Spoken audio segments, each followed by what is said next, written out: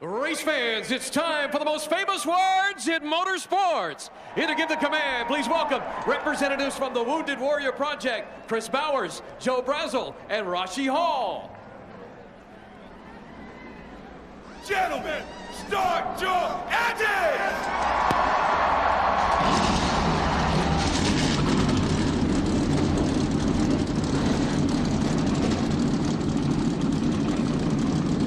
Will Jimmy Johnson get his first win of the season? Can Dale Earnhardt Jr. end his winless streak? The answers are straight ahead. Not sure what to expect today, and as we head upstairs from the Hollywood Hotel, we congratulate Mike Joy, who's been named winner of the Henry T. McLemore Award for Excellence in Motorsports Journalism. Mike, congratulations on that. We're all proud. Thank you, Chris. And hi, everybody. I get choked up coming here. I love this place. This, if you're a baseball fan, this is Fenway Park. This is Wrigley Field. It's where 60-some years of the ghosts of racing still circulate this half-mile paperclip. You come here, you have the roots of racing, and yet it's as modern as today. And Darrell, I don't think the imperative of what you have to do to win here has changed one bit since they opened the joint in 1947. Well, Mike, if you want, you got to clean their clock today, and the way you do that is you got to be willing to move them hands, because this track, you got to be aggressive.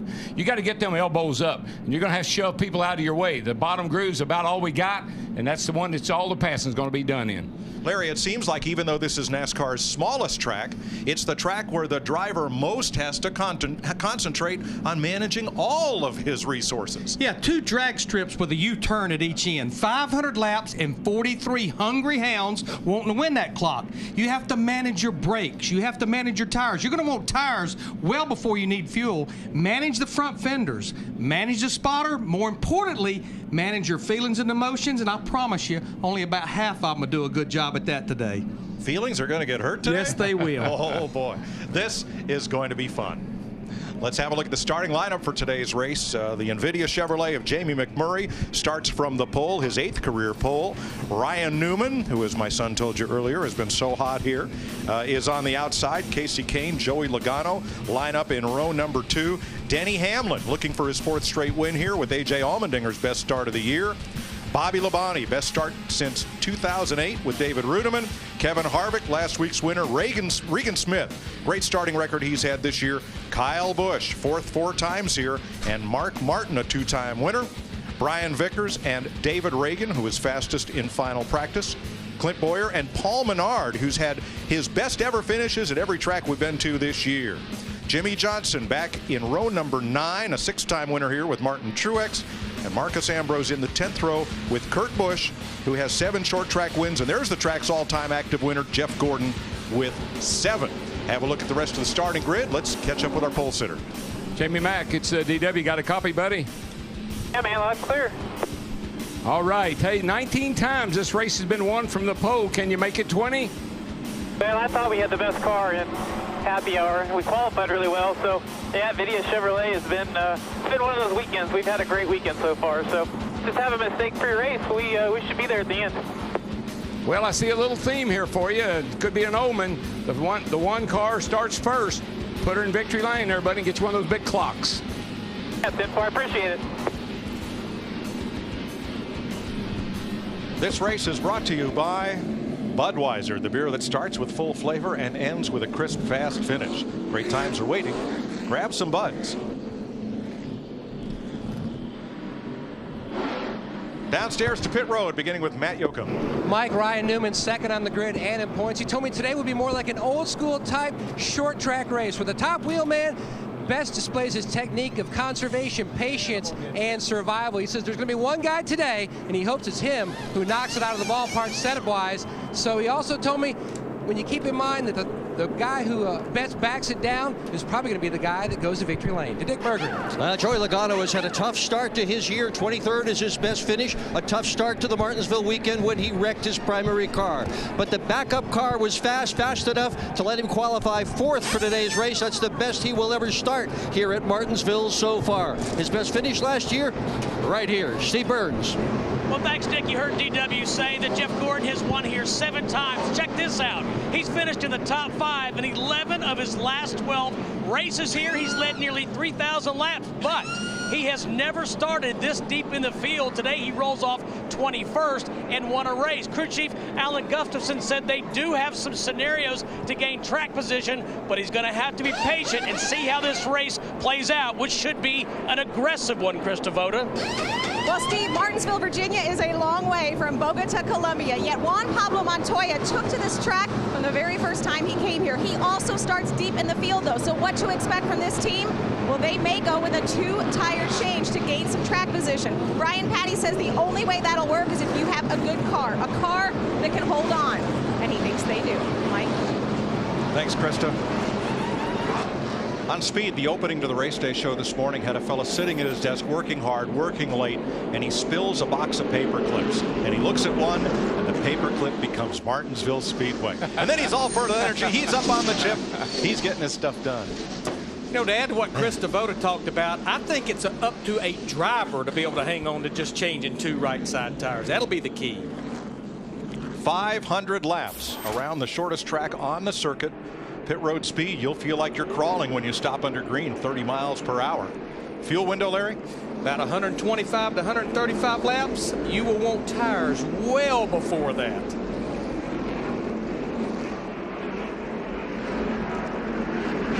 There's a bit of that curbing.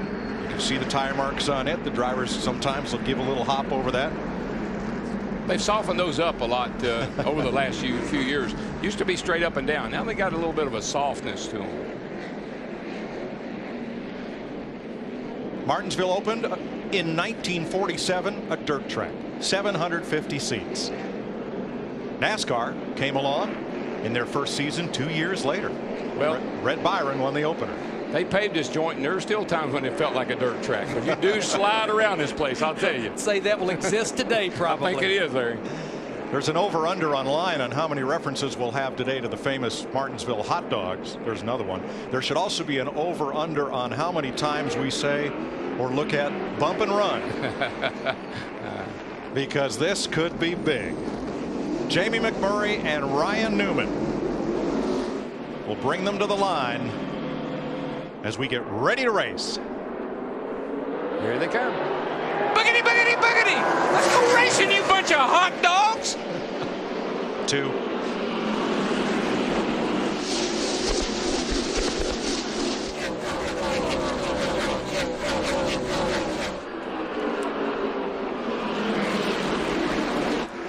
For the 4th time in his Sprint Cup career, Jamie Mack is a leader at Martinsville. The fight is for 2nd. And right now, Mike, if you're going to try to run the outside, you better do it early, because we've seen a lot of debris, tire rubber building up in that 2nd groove, making it mighty hard to use.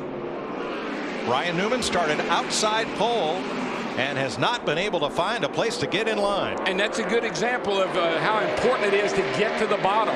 There's just no 2nd groove here so far. He had to shut the door on that 11 car, Denny Hamlin, that time to get to the bottom of the racetrack. Well, I think Hamlin will be pretty nice to these guys early on, Larry, because he knows he's got a car that can win this race. You don't want to knock front end in early on in the race. You can't get much earlier from the start of the race. Watch Clint Boyer and David Reagan get after it there. Now that's a good pass at Martinsville. Excuse me. Excuse me. Yeah, Clint Boyer said, I'm going to take advantage of this right now. Gotcha. There'll be a lot of gotchas here today.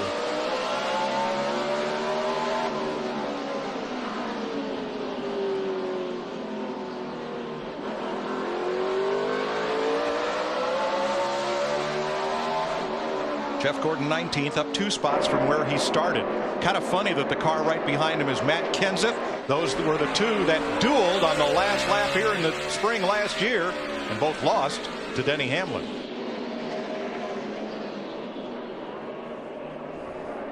Now we're hearing from NASCAR that Kenseth will be penalized, and he'll get a 30-mile-an-hour pass-through down pit road because he changed lanes on the start before reaching the start-finish line. Yeah, he won't have to stop in his pit box, but Mike, you talked about 30 miles an hour on pit road crawling.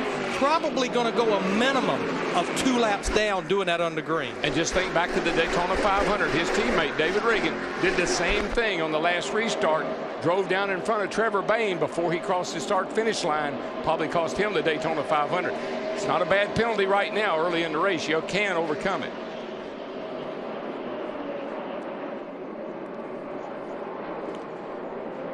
Let's have a look at it, Darrell, as they came off turn 4 for the green. Watch for that purple number 17 of Kenseth.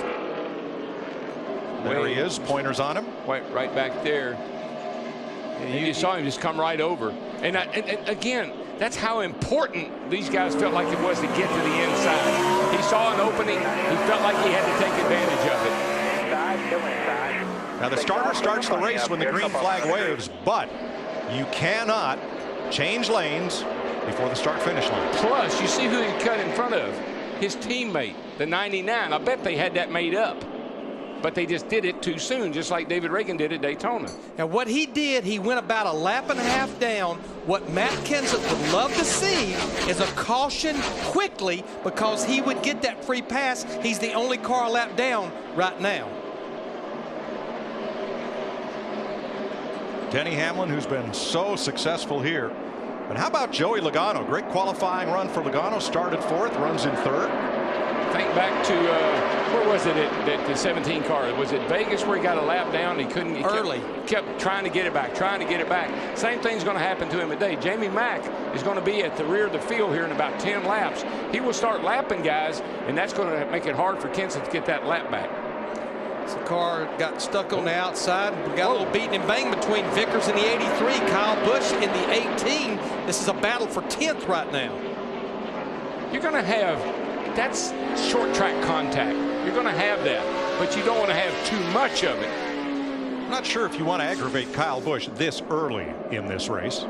Here's a look at it. He got a little nudge getting in, and he gives him a nudge getting off. Yeah, that might be excessive.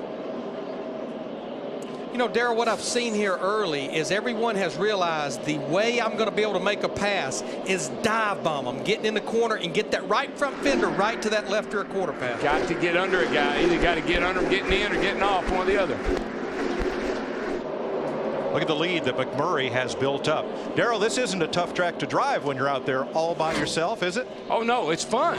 I mean, it's real challenging. It's a, you know, it's a short straightaway, long straightaways with a lot of straightaway speed, but you stop in the middle of the corner. But you work hard, man. You work hard on this racetrack.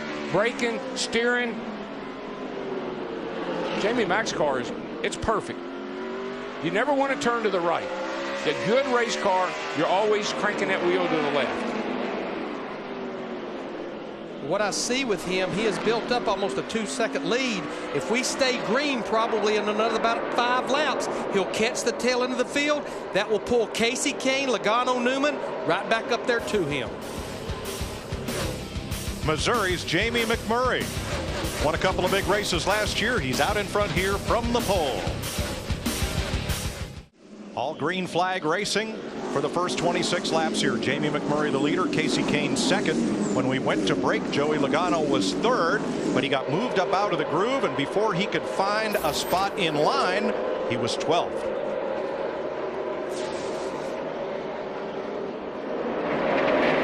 Had a chance to get in front of Allmendinger. No, excuse me, pardon me. Not now. Well, Logano was really kind of holding a bunch of cars up when he did. That's how he got shoved to the outside. He just had to wait for the big opening behind the 33 of Boyer to get back in. Already got a lot of damage there to the left rear quarter panel. Watch that gas filler neck back there. That gas filler hole, you get that messed up, trouble. And they flirted with distorting that hole back there with that little lick. They did. And you know how sensitive this new probe is, Larry. Get that thing distorted a little bit, could have trouble getting fuel in that car. Kevin Harvick expected to be a factor here. Last week's winner. Right now riding pretty deep in the field. Matt? Mike, he started 9th. He's dropped all the way to 25th and just trying to hold on.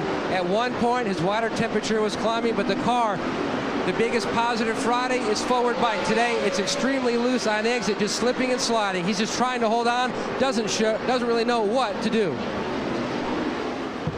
Jamie McMurray has been caught. Casey Kane And Ryan Newman, here goes Kane to the inside, and Newman gives him plenty of room. Or excuse me, McMurray gives him plenty of room. Newman takes advantage, and so does Hamlin. Yeah, Kane brought two friends with him, kicks McMurray in the one all the way back to fourth. Casey Kane takes the lead of this race. Dick, problem on the one? Not really a problem, Mike, but the car has gotten looser as this run has gone along. He'd had good drive off earlier and then reported later that the car just plain got loose in the back. And now Newman moves to the inside for the lead. Newman's bad fast, but the guy right behind him, that 11 car, hello. Mr. Martinsville is in your rearview mirror there, Mr. Newman. Circuit tires.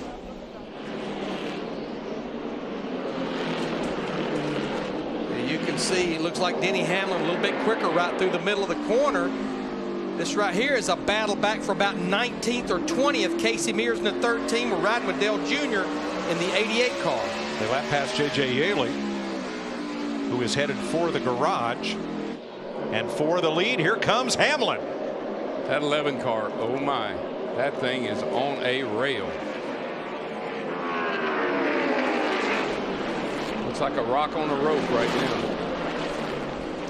You know, going back to what Matt Yoakum said and Dick Berggren, because of the schedule here, these guys really, they have not had any practice time since Friday. All they did yesterday was qualify. Track temperature much warmer today than it was on Friday. A lot different. I think that's going to help tire wear too. I mean, I think the tires are going to slip and slide, but I think the wear is going to be better than we anticipate.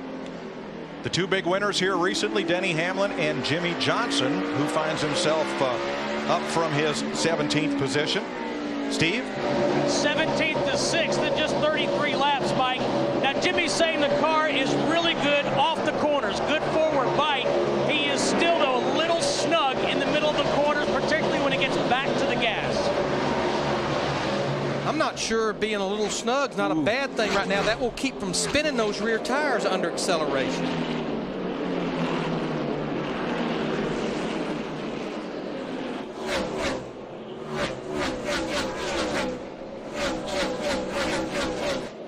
Marcus Ambrose and Carl Edwards back there behind David Reagan and Jeff Gordon. Here's how Reagan moved up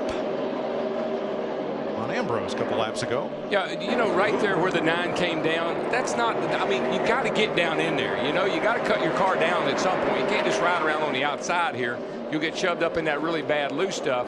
I think Marcos just was trying to get to as close to the 6 as he could. 6 drives in a little hard down low, you make contact. And it ended up costing Ambrose 3 spots. Oh, he hit the curb. Get down, Kirby, he just hit the curb, Kirby. And that's normally what happens. It's not the guy that hits the curb that's the victim. It's the guy on the outside of him. I like it. So now Ambrose trying to hold off Edwards and Montoya.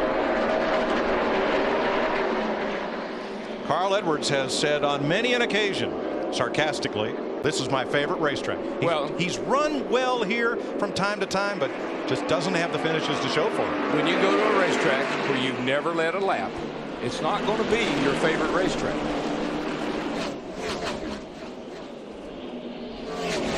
Carl came in here as the points leader in the Sprint Cup Series. He's led 108 laps this season, and as Darrell pointed out, has never led a lap here in competition. When you think about those top 10s, 2 of those second place, including in the Daytona 500 behind Trevor Bayne. Pat? And Carl Edwards, the front is just absolutely stuck. The problem is the back just starts a slow drifting slide. He just can't catch it. He has to wait up for it. Thanks, Matt. 4th place race. Here comes Kyle. To the inside of Jamie Mack. Kyle Busch moves up to 4th. He started 11th. But 05 time, we're riding him here with him. Jimmy Johnson in that 48 car. He is continuing to move up through the field. Remember, Jimmy has not won a race since September of last year at Dover. Well, he and Hamlin has a 2.4 over the last 9 races, the races that he and Hamlin have won. Hamlin has a 2.4 average finish, and Jimmy Johnson has a 2.8 average finish in those last 9 races that those 2 guys have shared. That's amazing. 9 races. That's true. A 2-something. 4 different leaders. McMurray, Newman, Kane, and Hamlin, who is 1 car length in front of Ryan Newman after 45 green flag laps. We're under caution for the first time today at lap 50. David Gilliland cut down a right front tire in turn number 4. Could not get around and onto pit road. And that's brought out the caution. So now everybody will regroup and have a chance to get to pit road. And Michael McDowell will get the free pass on this first caution of the day. Remember, Matt Kenseth still mired 1 lap down after serving a pass-through penalty. The pits will be open this time, Krista. Rowdy Busch feeling anything but rowdy. He's feeling really good right now, Mike, because he said his car is just a little bit loose in and off. It started tight, and he said, I like it. I need to keep that tightness. Give it back to me. It's turning well in the center. Steve?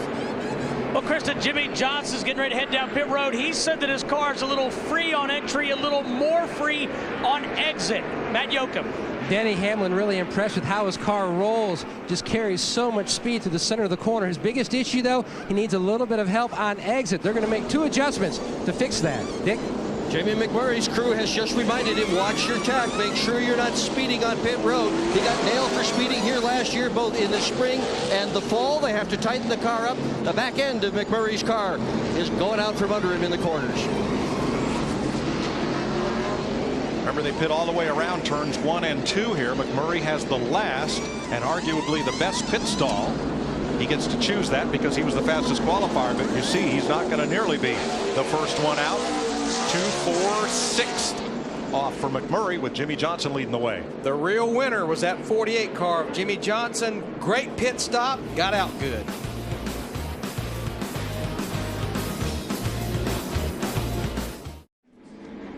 Coming off pit road last time, let's watch the dance between Jimmy Johnson and Ryan Newman in the 39 coming out from his stall. I don't touch. I almost do, but this is the fun part right here. You got me? Nope. I got you. I got you, babe. I got you, babe. Well, you don't want to be caught speeding, as Brian Vickers was. Too fast exiting for Vickers. Here's how close they were at the line. Each driver watching his tack. And at the exit, Johnson is the leader, so he gets lane choice on the restart. 2 things happen to you here. The commitment line on the back straightaway. It's hard to define where you really can and can't be when you get ready to make a fake into the pit. The other part is the yellow line out over here off of turn 2 when you pit exit. It's outside. You're all the way out of the pits, almost out in the racetrack. See how far out it is? There is that yellow commit line right there, and the last pit stall is right about there. Now, Robbie Gordon had a commitment line violation. Let's show you the commitment line, and there it is. You have to commit and have your wheel tires on that line if you are pitting. Gordon has his left sides on the line, car number 7, and then changes his mind. And the reason he changed his mind, he wanted to stay out and lead a lap to get that 1 point for leading a lap. And Matt Yoakum, I think Carl Edwards, our points leader, may have an issue. Multi-issues for Edwards. Larry Mack is 1 issue on the racetrack, no rear grip. They made some adjustments to fix that, but there's an even bigger concern with the 99. This would be a great spot to lose power steering, huh? Yeah, you'll have a tough day of it, buddy, but that's why you lift all those weights. Yeah. All right. Oh, boy. Not unusual for that to happen on a track where you get these big rubber build-up balls like we've seen. That'll fly up under your hood, knock that belt off. You see something laying right there in the track, it'll knock that power steering belt off. It's even been known to knock off the dry sump belts, blow up the engine. So we used to put a screen around all that stuff when we had a track condition like we got here. Safety car dives for pit road. We've completed 60 laps. Finishing up the first caution of the day when David Gilliland cut down a tire in turn 4. And here we go with Jimmy Johnson choosing the inside lane. And Ryan Newman on the outside, as he was at the initial start of the race. Newman packs it in there, but Johnson's got the preferred line. Who's going to win the drag race down the backstretch? I'll take the guy on the inside every time, because even though Newman is trying that outside, I just don't know if that's the hot tip or not. You can see right there just how slow he was in the middle of the corner. and he's not going to be able to get down, it doesn't look like, in front of Kyle Busch in the 18, maybe behind him. That's what happens. When you get out there, we've seen the little bit of rubber that's flying off the cars, off the tires. You pick a little bit of that up on your tires, and the car won't cut, and it won't accelerate. Hamlin trying Newman on the inside, and he's got clearance. And Newman may go all the way back to last, because you get hung out there, you get freight train, just like Daytona.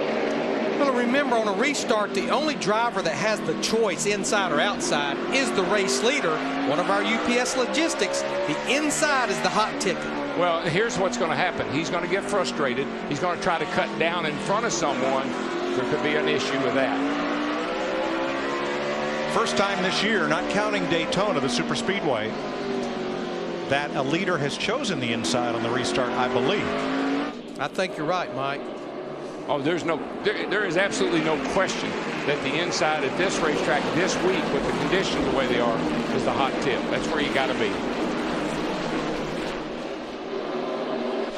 Let's check in how your Pizza Hut fan favorite is doing right now based on your votes.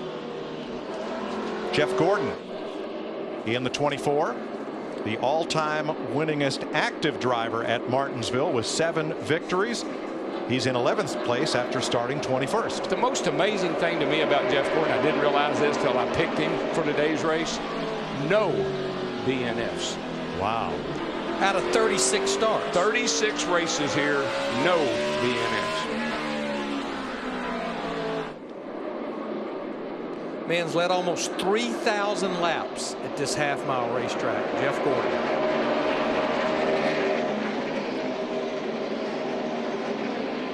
And what I like about him, see where he's riding right there? It's not there's a little gap between the guy in front of him, a little gap between the guy behind him. He never gets his car beat up here like a lot of guys do. He gets him in a little position where he can take care of that car, hang around, work on it, be there at the end.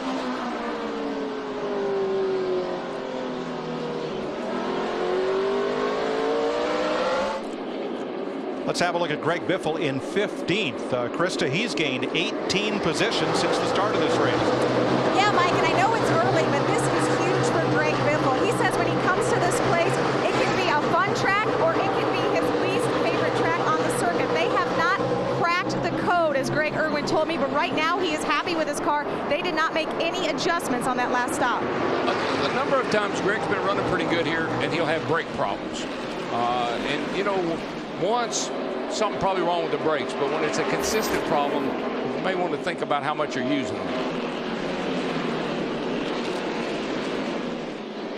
You know, one driver said this week that from start to finish of this 500-lap race, it's the hardest race you'll run all year long, mainly managing your car and managing yourself.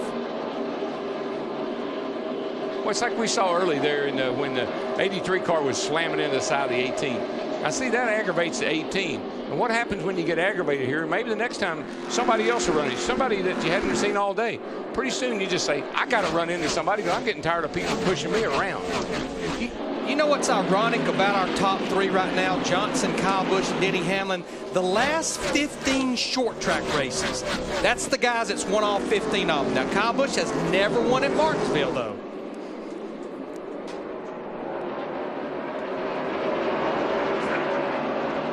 There's your top 3. They've won 21 of the 25 races between them since we switched to the Car of Today platform. Behind them is Jamie Mack, the pole sitter, and here's David Rudiman in 5th place after starting 8th. Dick? And David Rudiman has taken care of his tires. There has been so much concern here about tires, particularly the right rear. And the right rear that came off Rudiman's car still had some rubber on it. His crew chief, Rodney Childers, on the radio keeps telling Rudiman, take care of your tires, take care of that right rear. And the major adjustment they made to the car this morning was to preserve that tire. That will pay dividends as this race wears on. Thanks, Dick. Here's the battle to be the first car 1 lap down. Kurt Busch in the 22 was in that position on the restart. Matt Kenseth just took it away. Should we have a caution, that will pretty much erase Kenseth's penalty. He'll get his lap back. Yeah, having that penalty early certainly gives you a lot of time to work on getting it back, and he's doing a good job of putting himself in a position to get that lap back. For the lead, Kyle Busch was leading yesterday's Camping World Truck Series race with 2 laps to go. Johnny Sauter got under his left rear corner, gave Kyle the bump and run, and the only rubber that the track took all day was from Sauter's celebratory burnout on the way to victory lane. Kyle was disappointed, but explained you'll see a lot of that here today. Kyle's got a little bit better car, and he just makes a pass right there. I think Jimmy may have seen that he was a little quicker, gave him some room on the inside. Nice move. New leader Kyle Busch, 6th different leader in the Goody's Fast Relief 500 on Fox. Kyle Busch leads. Denny Hamlin trying to close on Jimmy Johnson. Busch gets a good launch off the corner. Johnson beats him back into the corner to keep the gap down to 2 car lengths. Clint Boyer's moved up to 6th in front of Casey Kane. Otherwise, the top 5 the way it was when we went to break. Yeah, I mean, you got McMurray running 4th, and David Rudman in the 00 car has moved into 5th spot there and doing a nice job of closing down on these front 4. So then Boyer 6th, Kane 7th, and Newman slotted in line in 8th after restarting 2nd.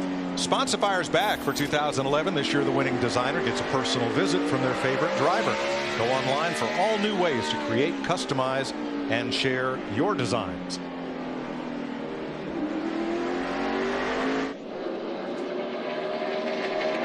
So Ryan Newman 4 seconds off the lead in 8th after starting side by side up at the front row, but in what we've seen to be the wrong lane in the early running of this race. Yeah, and Kane had a really bad pit stop. He lost a bunch of time on the pit road, so those 2 guys are trying to overcome bad situations.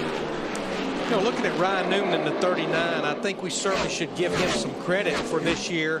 He has 3 top 5s, 4 top 10s. Came in here 2nd in the points, the best start he has had to a season since his rookie year back in 2002. Tony Gibson calls him the old man. Of course, I know where he got that from. When Tony worked with Mark Martin, and he called Mark Martin the old man. But Newman said, remember what Newman said about Tony Gibson when he was at home? Called his wife the old man. He calls everybody old man.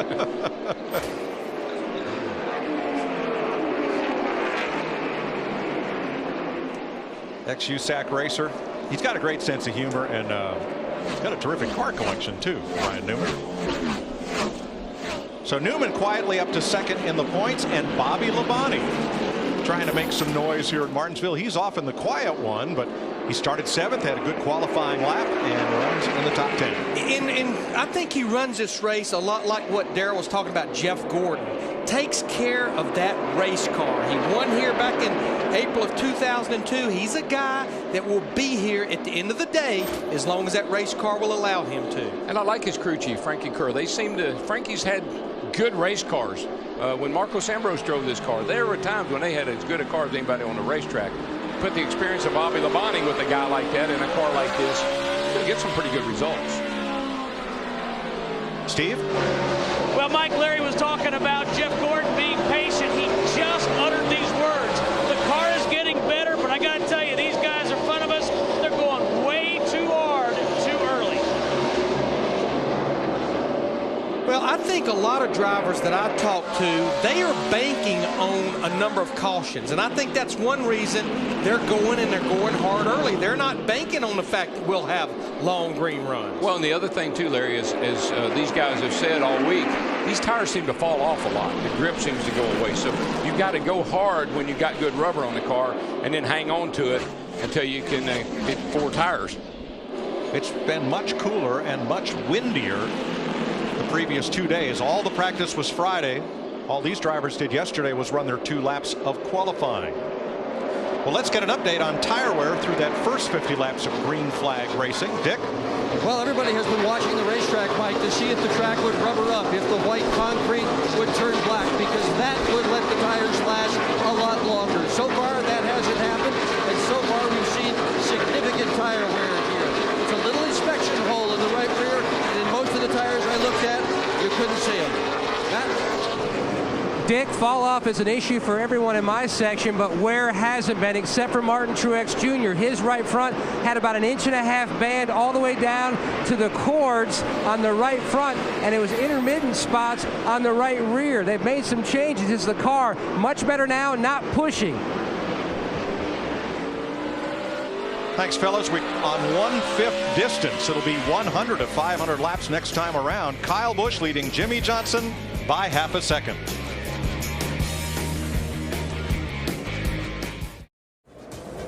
Six leaders, 5 lead changes. NASCAR on Fox Live from Martinsville. Kyle Busch, Jimmy Johnson, Denny Hamlin. Those 3 have won the last 15 short track races, as we have a caution flag out on the track right now. Dave Blaney with the problem, so let's rejoin Darrell, Larry, and Mike. Blaney got up way up in those marbles, ended up stopping at turn number 2, and apparently could not make it down to the pit road entrance in turn 3, so he draws the second caution flag of the day and goes a lap down. You'll see him in front of Jimmy Johnson here. Now Blaney had just gone a lap down, and up he goes. Clear. Definitely right front tire. See it drop down and take off. Pit road's open, Krista.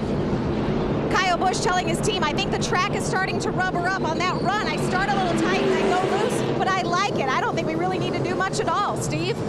Jimmy Johnson said the same thing, Chris. He said from the center off, the track is starting to rubber up. Short or quick chassis adjustment rather than 4 tires, Matt. The pit crew ticked slow on the previous stop. Mike Ford rooting them on. They're going to reverse a track bar adjustment they made on that first stop because the car has gone to the reverse side. Now it's loose, Dick.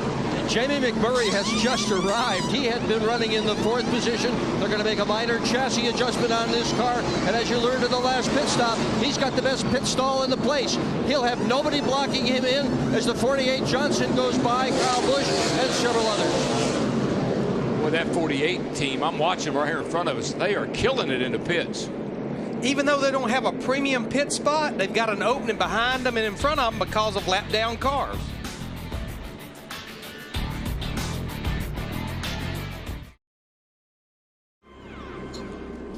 Welcome back to Martinsville Speedway. 111 of 500 laps complete.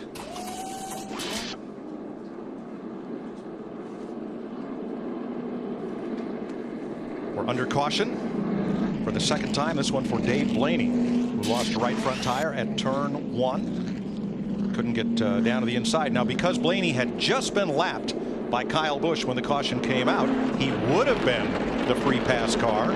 But there will be no free pass because Blaney brought up the caution. See right here, that was the difference in Jimmy Johnson gaining that spot over Kyle Busch's crew. You see it right there. 2 seconds difference in the pit stop itself. Everything else pretty close as far as the driver time on pit road. Here's today's Ford F-150 EcoBoost track facts. Martinsville is the only one of the original 8 tracks that hosted a cup race in the inaugural season, 1949, still on the schedule. It's the shortest track on the Sprint Cup circuit. And from 1963 to 65, driving for factory team Holman and Moody, Fred Lorenzen won 4 straight races.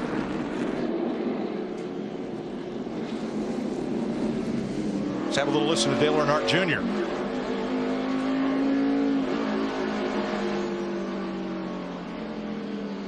Let's get fired up on the back here. We got all the talent in the world. Let's get it done.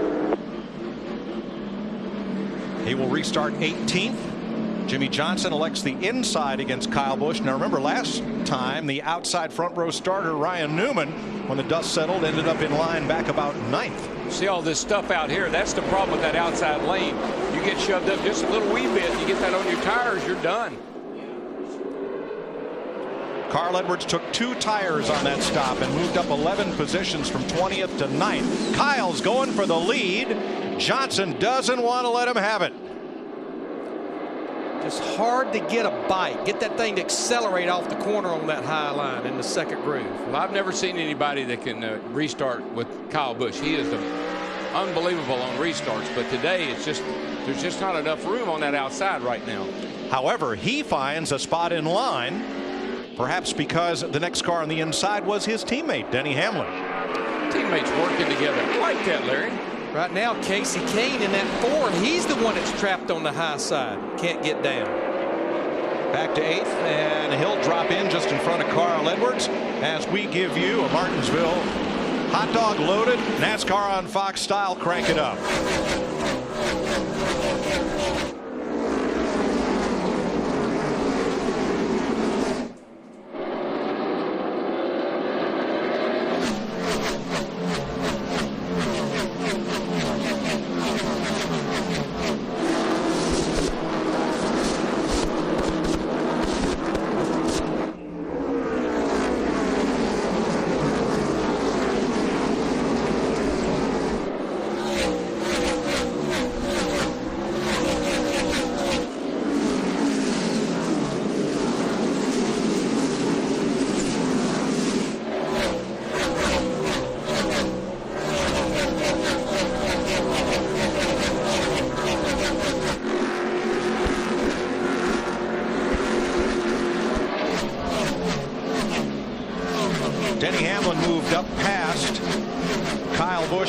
second, and while that door was open, Clint Boyer stormed through it in the 33 to third. So Busch now fourth, David Rudiman fifth, then Newman and McMurray.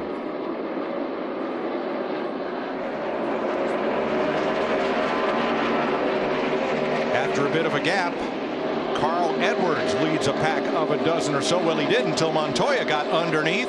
As Edwards went up the hill, he'd been having power steering problems, Matt. Definitely working on the intermittent power steering problem, Mike. They also made a call in the pits. Right side tires for track position. His only issue, he told Bob Osborne, the car was just a little too snug at the 2/3 mark in the corner. He wanted one adjustment. He said, I feel like at that point, we are going to be good to go. This is a great test for Carl Edwards and for other drivers to find out just changing two right side tires what it'll do. It's a test of temper for Casey Kane because he got caught up on the outside, Darrell. He's got nowhere to get in, nowhere to hide. He keeps getting shuffled. Don't have any buddies right now. Can you help me? But I was going to say about Carl's power steering that you run so low air pressure in the left side tires here. 8 pounds. 8, 9, 10 pounds. Sometimes that makes the power steering feel like it's trying to lock up because that's like having a left front tire flat and you're trying to turn it, but it won't because you have to wait for that air pressure to come up. That may be why they only took 2 tires. Maybe. Here comes Hamlin once again. Takes Jimmy Johnson for the lead. Hamlin has led twice for 21 laps. Johnson twice for 38.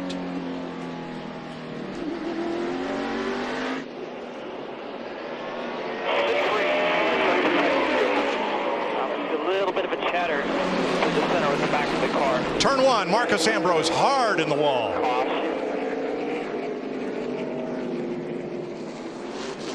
Ambrose scoots away. That car a lot shorter in the back than it was a lap ago. And Darrell talked earlier, there's no way they would be able to even get gas in that car right now. Marcos has been stuck on the outside here. I think he gets a little frustrated and tries to come down in front of the 66 car there. And man, now he was trying to stop it. His brakes are working good. Michael McDowell in that 66 just kept pushing. There was no more room for Ambrose to go. McDowell said, I saw Kevin Harvick do that last week.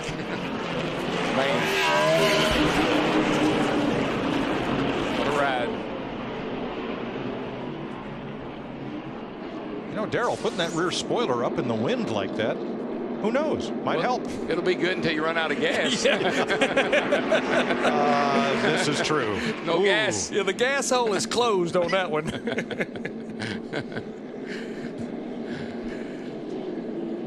Don't think we'll see much action on pit road. These guys, they've only been back racing about 11 laps. May see some at the back of the pack, but I don't think you'll see the leaders.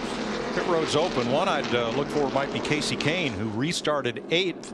But fell back to 20th, largely just from being shuffled on the outside. Yeah, I don't think there's anything wrong with his car, Mike. He just got stuck on the outside and couldn't get down. Kane is coming. So is Brad Keselowski, Brian Vickers, Kevin Harvick, Tony Stewart, Joey Logano, and others at the back of the pack.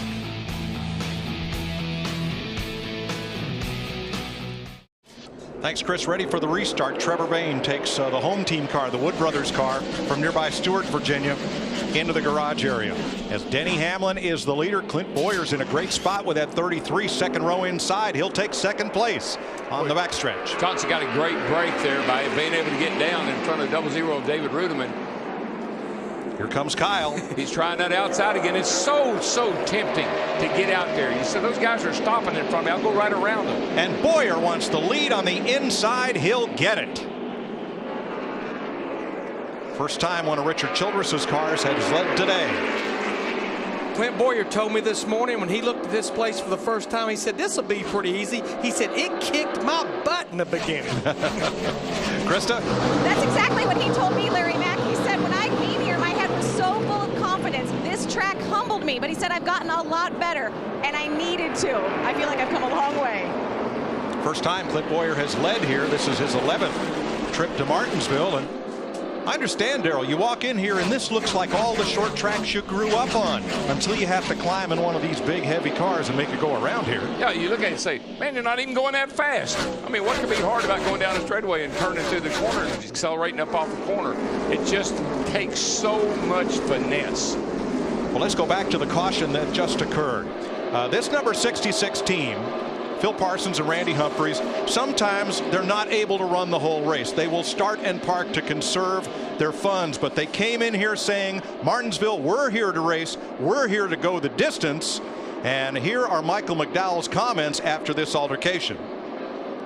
I'm not going to take it, man. This ain't my game. They're not messing with me. I got one race a year. I'm going to make it count. I'm here to race. I'm here to go the distance. Don't mess me around. I love that. The four most famous words in racing. Boys, have at it. Yeah. I'm on the outside. Or don't mess with me. McDowell in 27th. He is on the lead lap. By the way, the free pass car last time, Martin Truex Jr. back on the lead lap. And how about last week's winner, Kevin Harvick, in 22nd. This is a group of cars, Harvick, Stewart, and the 14. They pitted on that last caution. What they love to see is a quick caution. Then maybe all the drivers up near the front of the pack would pit. They could get that track position from making that off-sequence pit stop.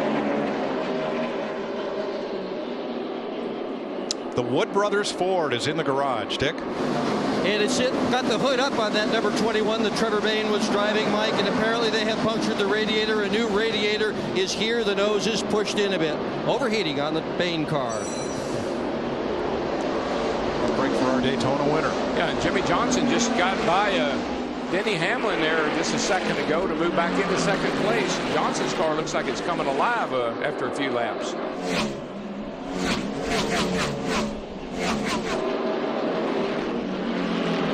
Logging laps, 141 of them complete. Jimmy Johnson has led the most of them, 38. McMurray 31. Hamlin 31. Kyle Busch 30. Kyle had only led 4 laps in the last 6 races here entering today. This is when you can really use up your stuff. Right now, when you got cars pretty much freight trained around this joint, you racing somebody trying to pass them, use a whole lot of brake trying to move forward here, and sometimes you're better off just holding your position. Kyle in 4th. He's about 1.8 seconds off the lead. And you turn the wheel a lot here. I mean, you're going to see probably 30 degrees of crank on the wheel here, but you don't want it. I always emphasize this. You don't want to see that steering wheel go to the right. You want to crank her around to the left right there. Nice and steady. He's not fighting with the wheel. Smooth down the straightaway at 140 miles an hour into a sharp hairpin turn. Darrell, what I do like that I'm seeing with Kyle Busch in this 18 car, as you mentioned, it's steady movement. It's not herky-jerky type movement on the steering wheel. That's one of the characteristics that I think I've noticed in Jeff Gordon through the years is he's very smooth like that too. That's why he's always around at the finish. Now the curious case of Carl. At lap 138, 7 laps ago, he ran his fastest lap of the race. 7 laps after that, after taking on just those 2 tires, he's backing up. It was only a short-term gain. The long runs we're getting here, I think now he's paying the price for just having the fresh rights. Well, it might be Bob Osborne's chance to mess with Carl, because with power steering problems and only 2 tires, Carl's going to have to do a lot of hard driving right now. Here are your front row starters. Last year's Daytona 500 and Brickyard winner Jamie McMurray, who you're riding with, and Ryan Newman, who started outside pole and stands second in the Sprint Cup point standings entering Martinsville. That's 2 drivers that did not make the chase in 2010. The way the new point system is structured, they would have made the chase because McMurray won 2 races in the first 26. Newman was the highest in the points of the drivers that only won 1 race. Both of them would have been in by the new system.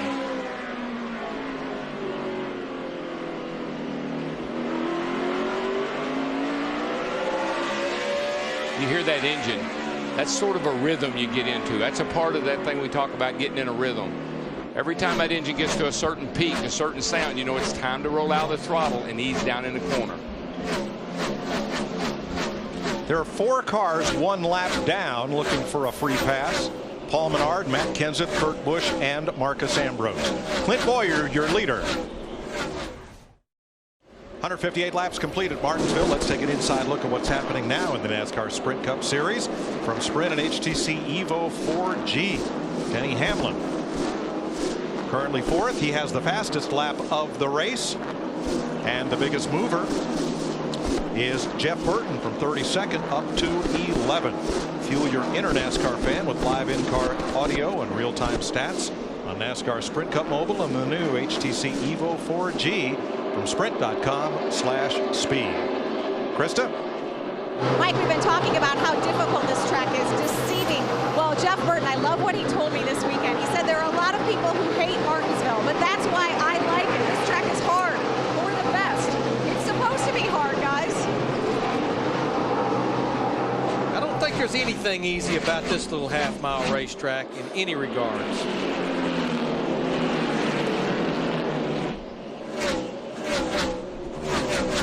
One driver who's really running hard is Paul Menard. And he has to, because he is in the free pass position right now. A couple laps ago, watch Joey Logano, Brian Vickers, and Menard gets in there. A little bump. Instead of the bump and run, it became the bump, thump, rebump. Logano was beating on the back of the 83 of Vickers, and he was getting beat on by Logano. Now this was a lap later. Joey Logano pays Paul Menard back. Not a lot left back there to pay back. Always told me when your right side is all caved in, you've been racing hard. When your left side is all caved in, you've been in the way. Back when these cars used to have chrome-plated steel bumpers, we called that using the chrome horn. Beep, beep, out of my way. Great start to the season for Paul Menard. He's had a career best finish at every track we've been to so far. And here's Jimmy Johnson eating into Clint Boyer's lead. It was almost a second, Steve, but Johnson is closing in. Mike, interesting to listen to Jimmy Johnson. He's so precise. He just told the crew there's a certain patch I hit in the corners, actually in the middle, and it shoves the nose. His spotter, Earl Barber, said, you're right. Kyle Busch moves a half a lane to miss it. So very precise by Jimmy Johnson. Thanks, Steve. Left of the screen, you saw Trevor Bayne back in the race for the Wood Brothers, but 35 laps down. And I see it with Jimmy Johnson. He's moved up just a little wee bit, not riding the curve, more in the middle of the turn, which tells me that he's trying to straddle that dark spot that we see building up in this racetrack, which is rubber buildup. That's just another role that the spotter plays, though. Earl Barber was able to give Jimmy that information about a driver that's behind Jimmy Johnson to tell him what he was doing on the racetrack. That's what, Larry, that's part of that managing your resources. But drivers sometimes feel like it's all on him. You know, I got to get the front. I got to do this. I got to do that. You got a pit crew. Use it. You got a spotter. Listen to him. You got a crew chief that can help you. Manage all your resources and you'll have a good finish. 13th place battle. Dale Earnhardt Jr. passed Brad Keselowski and brings the 16 of Greg Biffle along. This is the only track on the Sprint Cup Series schedule that Greg Biffle in that 16 does not have a top 5 finish. I think Chris Devoto talked about him earlier. I know it's straight off the corner.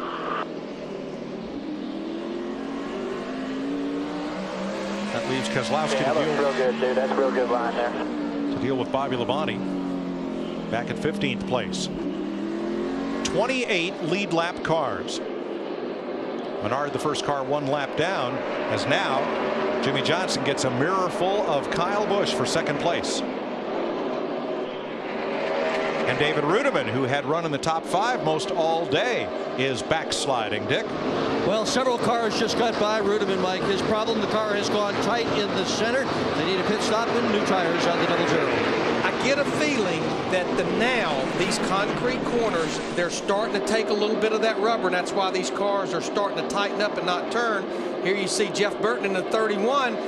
That would mean that you're in the way because your left side's getting beat up. That's right, and you can also see how far out that left front tire was turned, Larry, on Rudiman's car, saying that the car really is snug. It won't turn. Had a lot of angle on that left front tire sticking out. Long way to go, just nice and smooth. Second place to Kyle Busch. Jimmy Johnson had dropped a full second behind Clint Boyer to where Busch was able to take advantage. 1 lapped car between Kyle and the leader. Does he get a drive off the corner? And it seems like that 18 car has really got a good long run package, because this car has been clipping away here. He got by Jimmy Johnson, and now he's closing down on Clint Boyer up there in the 33. Good car. Good long run car. Oh, got a car up the hill, I saw. And it is the 36 of Dave Blaney once again. It's going to be hard to limp all the way around to the pits from there. Well, he's got a right front tire down. Go back to what Jeff Hammond did in the pre-race. Caution is out. I would say these guys are cooking the feed of that right front tire from brake heat. Probably what happened. That was about a 50-lap run right there since the last caution. And because Blaney stopped on track to draw the caution, he has drawn the ire of NASCAR officials that will result in a 2-lap penalty, essentially costing Blaney what he would have lost if he'd come around and come to pit road under green. And that's customary. That's what they do, and I've seen it more here and more on short tracks, because you could keep going and maybe not bring out a caution. But here, Darrell, it might have been the smart call on Blaney's part, rather than to risk trying to go around and get beat and banged up and maybe cause a bigger wreck trying to get to pit road. Who knows? Jeff Hammond. And Mike, we've been trying to keep up on this bead situation, and that 36 along with the 34 report from Goodyear, they have been melting the beads on these two race cars, and they've been cautioning a lot of the other teams, take care of your brakes, otherwise you're going to have the same kind of problem. It's very rarely we see a driver that's at the front of the pack with a good handling race car cook the beat of a tire. It's normally someone that's back there struggling. If your car handles good, you don't use near as much brake, and you won't have this kind of an issue.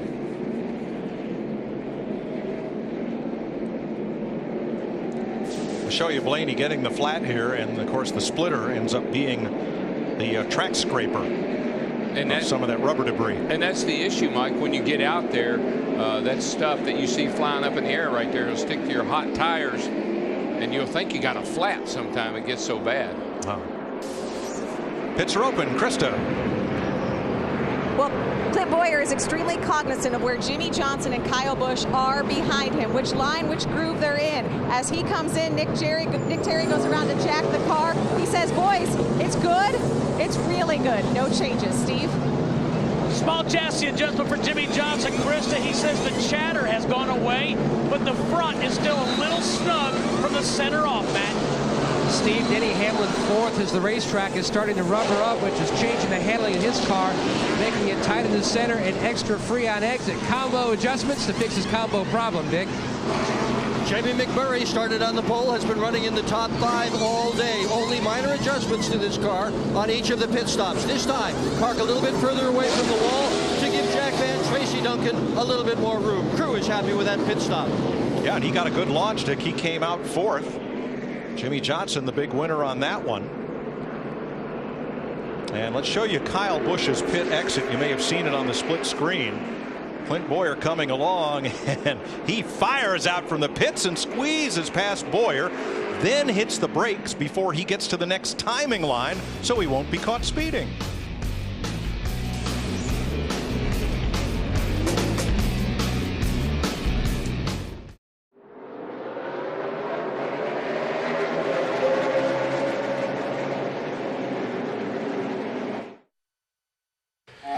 NASCAR Sprint Cup Racing on Fox is sponsored by Sprint, proud sponsor of the NASCAR Sprint Cup Series. H. Clay Earls, founder of Martinsville Speedway, and its longtime head with, Jimmy Spencer there. On the restart, Jimmy Johnson holds Kyle Busch at bay. Clint Boyer is right there. McMurray and Newman, who had an interesting pit stop, along with Denny Hamlin. Boyer's got a fast car. He is accelerating up out the corner better than anybody I've seen. He got messed up a little bit on that restart there, but he's got a fast car. And a look and a bump to Kyle Busch. Here comes Boyer for second. That wasn't pretty. That isn't going to go over too well No, with the young man not. in the 18 car. No, it will not. And that's the Martinsville bump and run right there. Still there. That's a red. There's a red flare just went up out of that 18 car. He's trying to get back to the rear bumper of that 33, but Clint Boyer gets off the corner so good. He's bad fast up off the corner now. He's putting the power down. Marcus Ambrose had a long pit stop, lost, I believe, 2 laps with extra work on the left rear. Of course, remember from the big bash that he had into the wall, courtesy Michael McDowell, they had trouble fueling that car. Mark Martin will receive a pass-through penalty for changing lanes before the start-finish line on that restart. And the reason these drivers are doing that, just like Matt Kenseth at the start of the race, they know how important it is to get to the bottom of the racetrack before you get to the corner. And if the guy in front of you doesn't go, and you don't have much of an option, you either got to go around him or run into him, and that really puts the driver in a bad spot. Mark making his 800th career start today, only the 8th driver in NASCAR history to reach that level. Richard Petty with 1,185 career starts. Explaining to Mark that he changed lanes before the start-finish line. Plenty of time to make it up. We're only 187 laps in. But look at how slow he is at 30-mile-an-hour pit road speed as the field trains by. And Matt Kenseth at the start of the race lost about a lap and a half because of the pass-through that he had to make. Looks about what Mark Martin in the 5 is going to lose here. And Kenseth is still a lap and a half down. By the way, Paul Menard being up on the wheel during that last green flag run paid off. Menard got the free pass on this last caution, so he is back on the lead lap, one of 28 cars there. Stewart almost lost it up in turn number 4.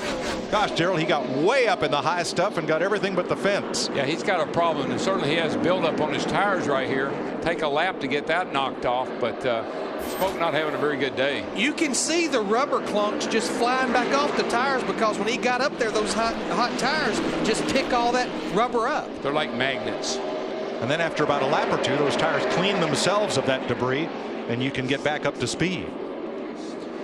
Now, we talked about Ryan Newman having an interesting pit stop so that one crewman can make adjustments. The carrier up on the right front has to wrestle 2 tires. But Casey Kane comes along and sideswipes one of them, sending it off into the next pit. Or excuse me, sending it into Casey Kane's pit. Yeah, he's trying to dribble 2 tires at once. So someone else could make an adjustment on the right rear. Hard to dribble 2 tires at once. Now, because the tire getting away was the fault of the car passing along the pit lane, Newman was not penalized. But this is something that teams are still wrestling with since the rule change for 2011 that eliminated that catch can man. Last year, that catch can man would have been making those adjustments. And that's the other thing with some of these restarts and problems that we're having on the restarts. That's a fairly new rule that the guys just haven't really, you don't understand. Back in the day when the green flag came out, you could pass to the right. You know, if you could get by a guy up on the right side, you could go on. You can't do that anymore. Look who's appeared up in the top 10. Big Daddy, I believe, has made it there. Jeff Gordon in the 24. Your Pizza Hut fan favorite for the day, Jeff Gordon, up to 6, Steve. Mike, he's been saying one thing consistently since the drop of the green flag. He said this car is cutting very well. On that last pit stop, he said, I don't want to change much. He said, we're not rolling as good as others, but man, this car cuts. Just a little tight in turns 1 and 2. Thanks, Steve. What happened to Kyle Busch? That car just jumped out of the lane, and he loses position. I know exactly what happened to him. It was our pole sitter, Jamie McMurray, in that one car. Oh. And Kyle's going to go back.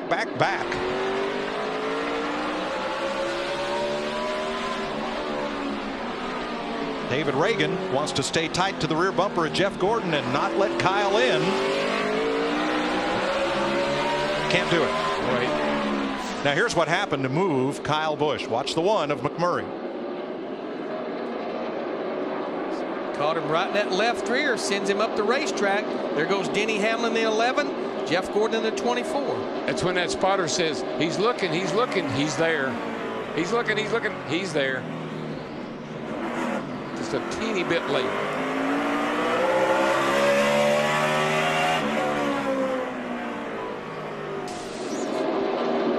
So Kyle Busch slots in line in 6th behind Jeff Gordon. Jimmy Johnson out front by almost 2 seconds over Clint Boyer. And oh, here comes the 11 under the 1. McMurray's got to give way this time, and he gives Hamlin plenty of room. So 3rd place changes hands behind Clint Boyer. Let's check with Krista. Mike, we just saw where Kyle Busch got shuffled back. What was interesting is just seconds before that, Clint Boyer told his spotter, Kevin Hamlin, I'm holding him up. Should I let it by? Kevin said, I can't talk to his spotter right now. Clint says, I don't need you to talk to the spotter. I need you to talk to me. Clint was going to give him that position right before Kyle got loose.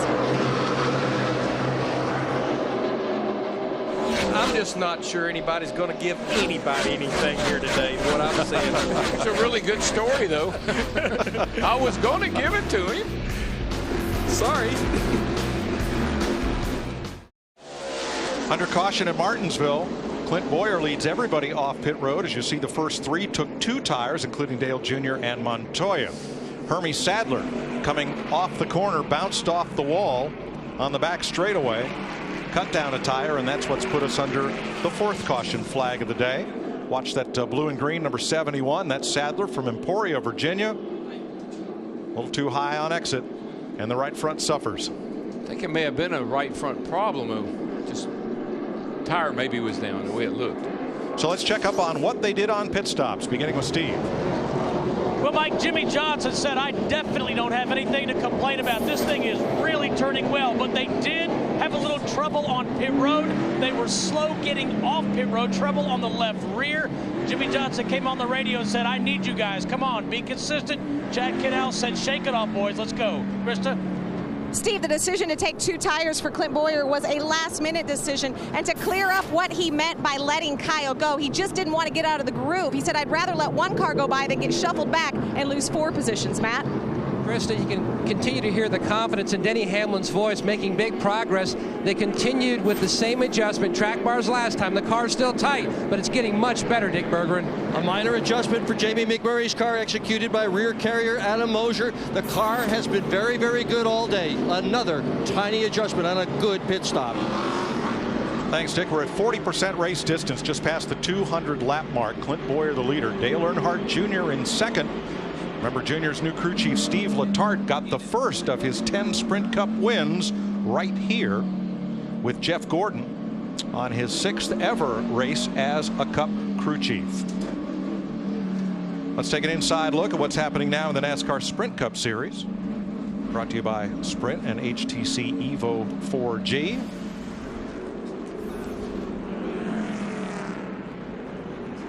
Denny Hamlin still has the fastest lap of the race, set at lap 123, 20.09 seconds.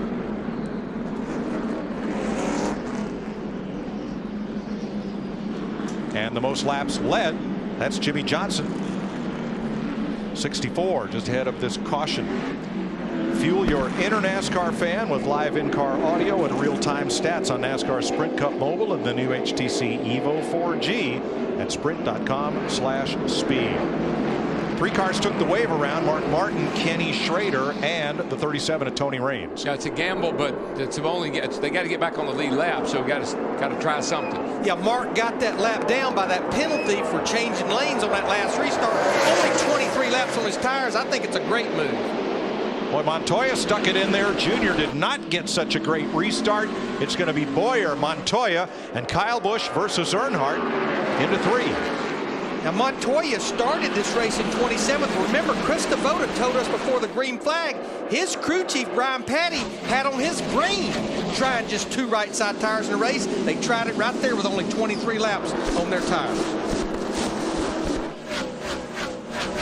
Darrell Jeff Gordon, the track's all-time winner, has fought his way up to the top 5, where he's side by side with Denny Hamlin. Yeah, he just methodically been doing it. I've been watching him, and he's good in the pits. Car's been good on the racetrack. Jeff's doing an outstanding job of driving today. And here comes Newman inside of Denny Hamlin, who is the man caught to the outside, surrendering 6th place now. Ooh, boy, Hamlin cut down in front of McMurray. That was almost disastrous. Well, what had happened, it slowed up McMurray, and I thought David Reagan in the 6 was going to get in the back of McMurray in the 1 car. McMurray he cut Hamlin a break there, I got to tell you. Still just 3 cars out of this race, and they were all 3 gone within the first 40 laps. J.J. Yaley, Mike Skinner, and Joe Nemechek all behind the wall. A couple of cars more than 10 laps down, Gilliland and Bain.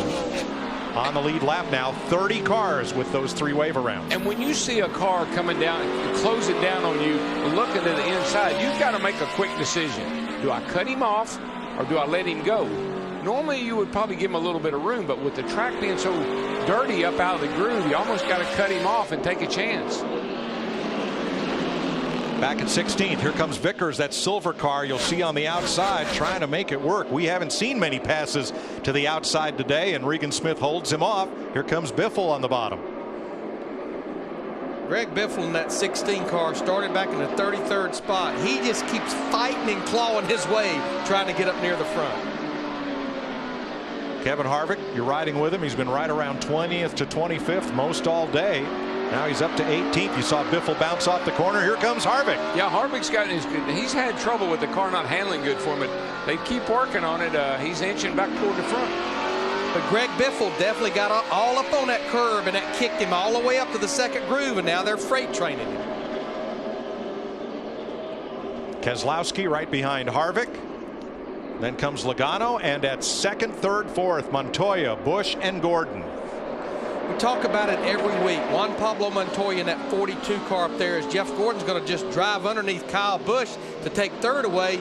Montoya has the 2 road course wins. The man's won at Monaco in Formula One, the Indy 500. He wants to win so bad on an oval in NASCAR. Wouldn't it be ironic if he won on the smallest one we go to? After having no short track experience before he came to the Sprint Cup Series. He's the guy that said, though, he would explain Martinsville. He said, what I figured out about this place, you have to go in like a gentleman, into the corner like a gentleman, but you got to come off like a lion. Yeah. Which is a little bit what I think he's used to doing on road courses. You know, a lot of these drivers have private jets. Montoya's, though, one of his is 5 feet long with a 4-foot wingspan, and he flies it. Radio control. Loves doing that. He doesn't love this. Here comes Jeff Gordon, Martinsville's all-time active winningest driver. Moves himself up to second place. In the wall hard goes Casey Kane. Hold the brake, buddy. And Martin Truex. Hold the brake. Wow. That was huge. Look at that car. And you think we're not going fast here. Martin's all right. Unhooks his cool tube. Look at that thing. What a hit.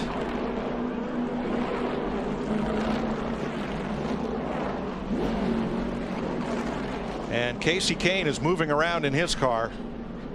Martin went over to check on him. Darrell, that might be the hardest hit I've ever seen at this small a racetrack. I tell you, that was amazing. Look at that race car. It is demolished. You think they're not going fast here? Watch this.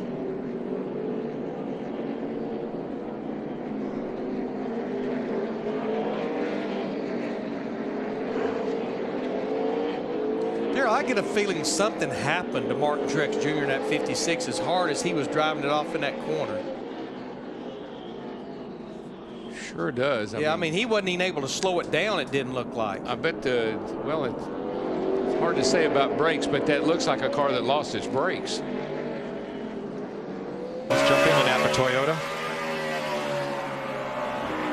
Yeah, he never even slowed down. We're in it, guys. We're in it. Hold the brake, buddy. Hold the brake. Hold the brake right there. Hold the brake. Boy, look at him. It's knocked a breath.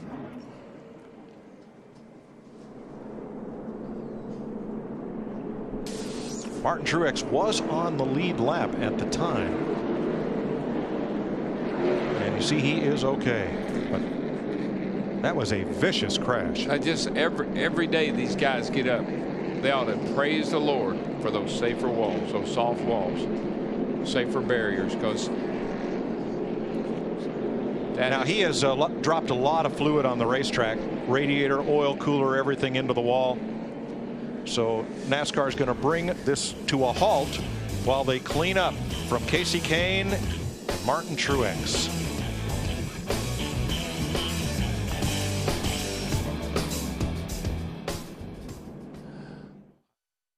Time for our AT&T race break. And the headlines so far, Clint Bowyer leading Jeff Gordon and Juan Pablo Montoya. 278 laps to go. It's NASCAR on Fox and from the Hollywood Hotel live here in Martinsville, Virginia. Just a quick recap of how things have gone. The big three, we've had 7 leaders and 13 lead changes, but Denny Hamlin, who came in winning the last 3 of these races, has led 33 laps. Jimmy Johnson's led the most, 65 laps, hustling off pit road. But moments ago, Jeff Hammond. Yeah, it looks like the throttle hung on this 56 car Martin Truex Jr. And unfortunately, he takes Casey Kane out. But probably fortunately, the 4 car was there to kind of slow this car down and lessen the blow a little bit. You see Martin getting out of the car and running over to Casey Kane to make sure he's okay. For Martin Truex Jr., he appeared to be all right. Spectacular pictures, amazing that both drivers are in good health. Yes, Chris. I mean, I just walked outside to check on some things at our pit box, and I was on top of the pit box when these 2 guys crashed right down in front of me, and I'm telling you, it sounded like a huge explosion when the 2 of them got together and then hit the outside safer barrier. On the Fox Expo camera, you watch it that slow, you wonder what's going through a driver's mind as he's going through that as they are working on the safer barrier here at Martinsville. Yeah, you can see the damage right there. They're having to replace some of the plating right there that looks like has been penetrated. In behind that is where the blocks go that allows the wall itself to give, you know, with hard impacts like this. So they'll replace those blocks, make the repair to the wall. We'll be ready to get back to racing here in just a few minutes. So we're under the red flag. Meanwhile, Clint Boyer, for the first time in his career, leading a race in Martinsville, and he's done a pretty good job in terms of holding on. By the way, the last Richard Childress car to win here, Dale Earnhardt in 1995. Of course, Kevin Harvick coming off the big win last week. Yeah, big win for those guys last week. But it'd be even, I think, even bigger for these guys because really Welcome, North Carolina is right down the road from Martinsville. It has been a long time since an RCR car has won here.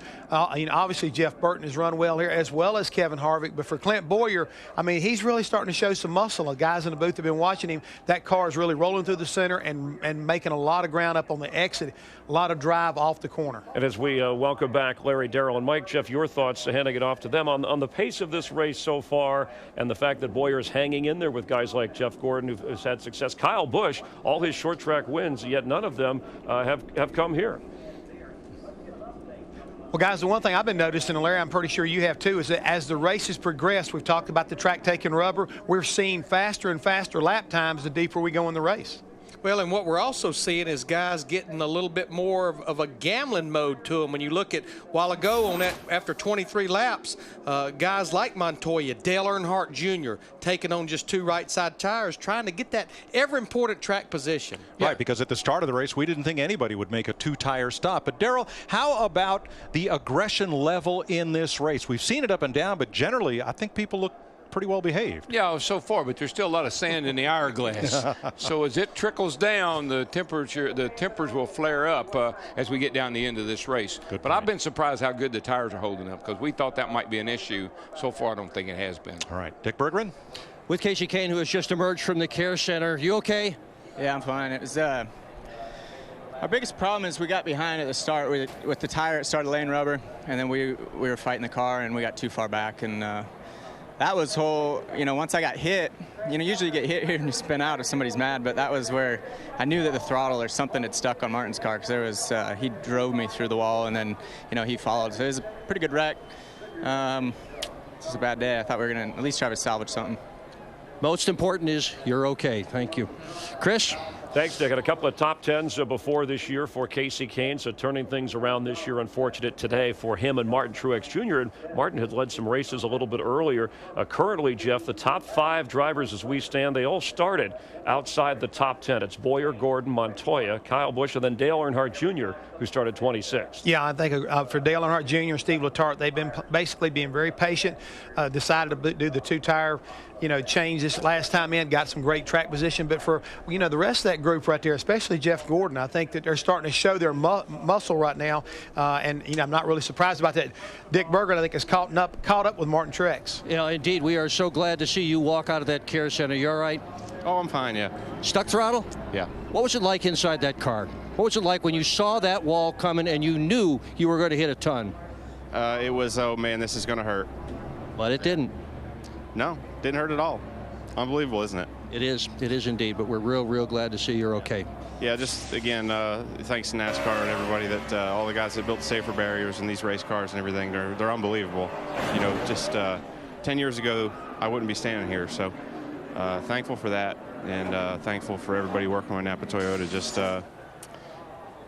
it's a rough day right there, but we started off pretty bad, and we were working on it and getting better, and we're just trying to survive. And we sure didn't need that, but it is what it is. We'll go on to next week and fight hard. Is there anything at all you can do when you feel that engine running wide open and you don't want it to be doing that? No, unfortunately, there's not. I mean, you lock the brakes up, but there's nothing to do. As bad as unfortunate as it was that Casey was involved, he really helped slow my car down when I hit him. So it was probably a blessing, but hate that we took him out. Glad you're okay. Chris Myers.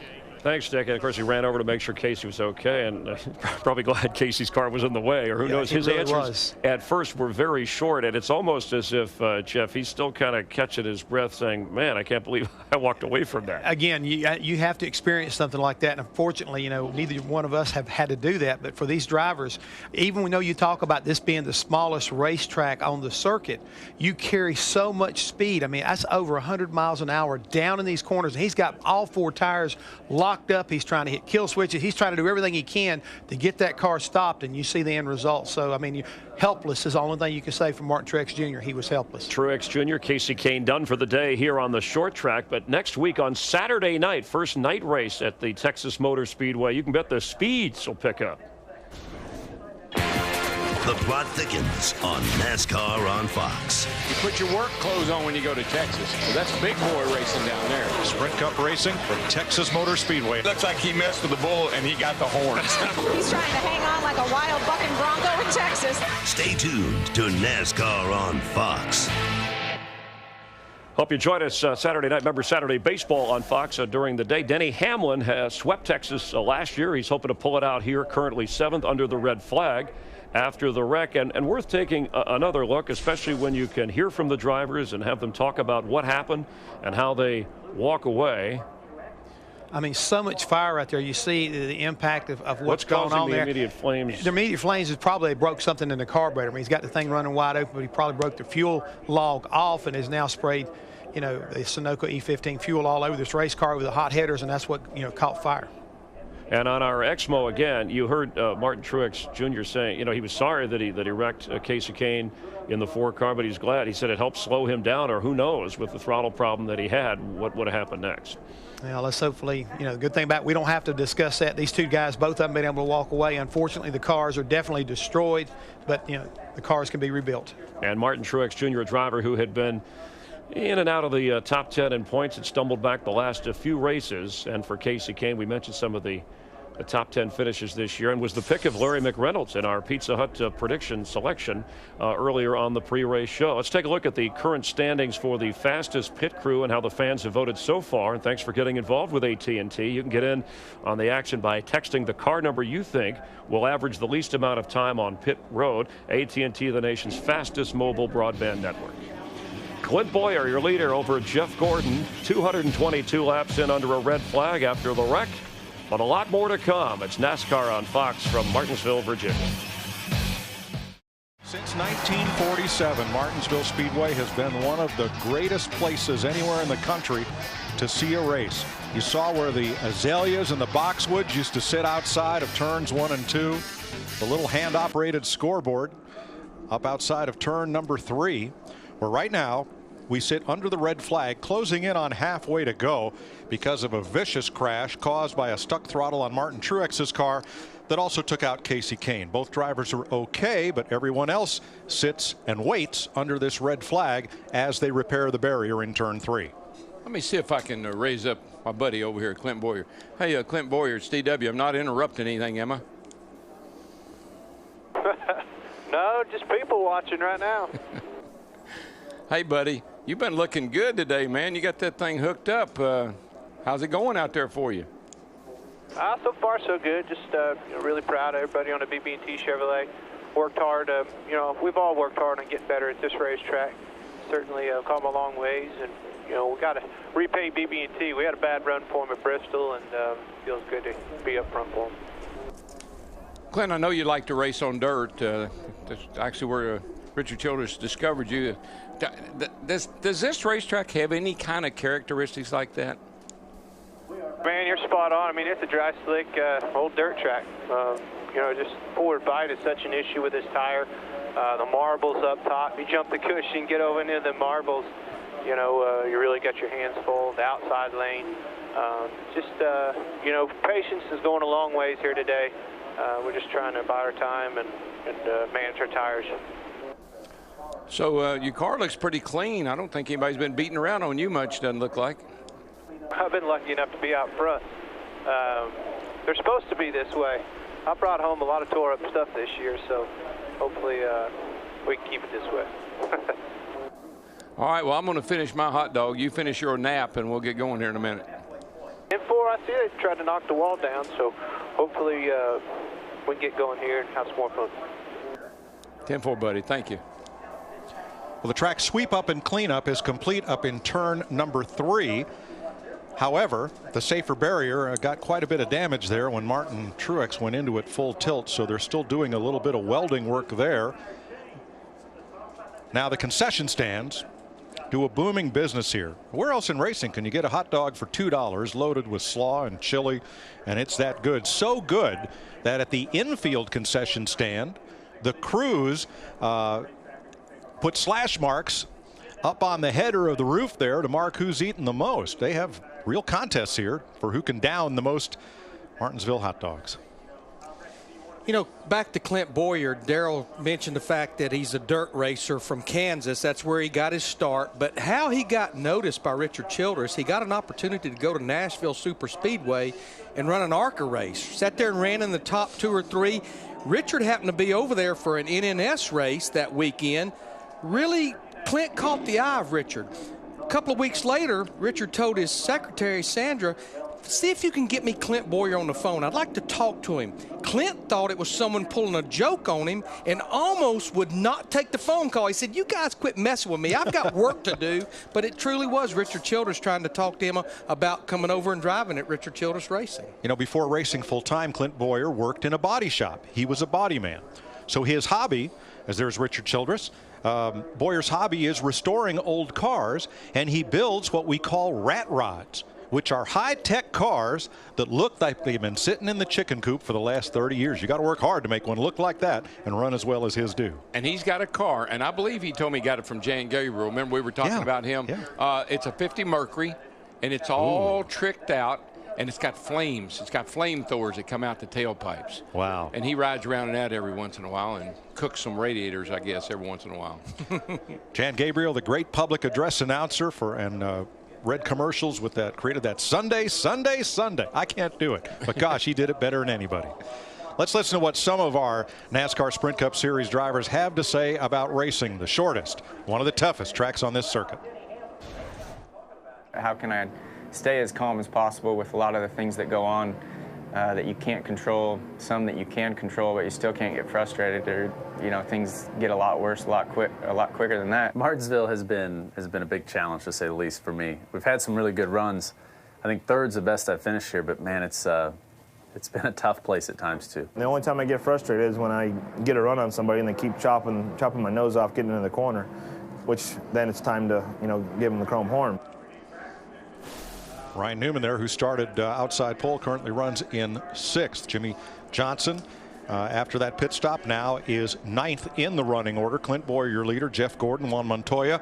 And the driver who yesterday in the truck race led 64 laps, got bumped out of the lead with a lap and a half to go yesterday, finished 2nd, and that's Rowdy Bush. Hey, Kyle Busch, it's DW. Got a copy there, buddy? Yeah, man, what's going on right here? Now, it looks like you are. You've been getting pushed around a little bit, but you've been handling it well. How's the temperature in the car today? It's not bad. You're right. We've been getting beat up a little bit on the left rear quarter panel there, but it's just a matter of getting run over, I guess. We're in line behind somebody, kind of going slow. I can't quite get it turned to get underneath somebody in front of me, so that's where my problem is. It's not me that's holding up the line, it's everybody in front of it's the guy in front of me, so I just kind of get rooted out of the way, and you'll have that, I guess. But it's Martinsville, so the Pedigree Camry's fine. It's fast when we can get by ourselves. If we can get out front, run our own line, it's just having a little problem trying to get through traffic.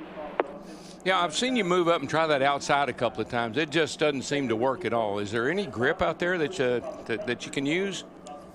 Not really. I mean, when you get into a run, you kind of move up a little bit, enter a little high, try to get the car turned through the center, and then come off low. So we've been trying to do that a little bit to build some speed down the straightaway. Seems to be working, but you've got to get single filed out, and you got to have room to do it, because somebody will put their nose on the inside of you if you don't have room behind you, you know, to kind of move around a little bit, maneuver the car. It's just too tight up around the outside. You're going a longer way around, and it's actually tighter up there than it is down on the bottom of the racetrack, surprisingly. So you just kind of have to play it out, and whatever your car will do, you try to do. Roger, you've pretty much been around all the cars there that you've raced with. Everybody that's around you there. Who do you think's got the best car right now? I mean, right now, I think the 24 seems good. The 33, a couple pit stops ago, they seem to have gotten their car really good, so they're fast. You know, the 11 and the 48, they're fast too. It's just a matter of just getting through traffic. You know, they're kind of stuck back there right now, and you know, everybody's feeding off the bottom of the racetrack. I remember when we dropped the green flag, you know, we were 15 deep, all running around the bottom of the racetrack, just kind of bumper carring each other a little bit. So that's just what it's like until you kind of get some wear on the tires and get some separation between the better handling cars and the ill handling cars. Well, buddy, nice talking to you, but I'm gonna have to take a break here. I got a couple of hot dogs I thought I'd eat. You want somebody to bring you a hot dog? No, I still have a couple hours before I can use the restroom, so I'll wait on that. All right, my man. Good luck to you, and thanks for talking to us. All right, have fun, boys. Thanks. Kyle Busch running in 4th place under a red flag as they work on the wall in turn 3. Darrell, who you want to talk to? Well, we're dialing in Dale Jr. here right now. We got to get him on the got to get his number up here. How we doing over here, buddy? Got him? His owner, Rick Hendrick, got his first of 195 career wins here. April '84. Hendrick Motorsports then was called All-Star Racing, and Jeff Bodine in the then number 5 car picked up the first win for this man, who's now gone on to win 194 more. Hey, Dale Jr., it's DW. Got a copy there, buddy? Yep. Hey, man, you're running pretty good today. You're not too bad a shape here right now. How's things going for you out there today? Well, thanks. They're going pretty good. We got a pretty good car. We just didn't qualify good, so we'll just have to see what we can do. We're on these 2 tires. I think we're a little quicker than the 42, maybe an 18. I don't know about these guys behind me. The 11's probably pretty fast. The 1 looks good all weekend. So let's see what we can do with the NASCAR Chevy. Well, you've been inching up on it, buddy, a little bit better every week, and you love this joint, so you're getting ready to roll off here. Thanks for talking to us, and good luck. All right, take it easy. Let's say hey to Mama. Hi, Mama. That would be Mama Brenda. Crew Chief Steve Letarte. You know, Mike, you talked about Hendrick Motorsports winning that first race here back in 1984. They really didn't have a sponsor. Nope. And they had really struggled those first few races, and Rick was about ready to fold camp.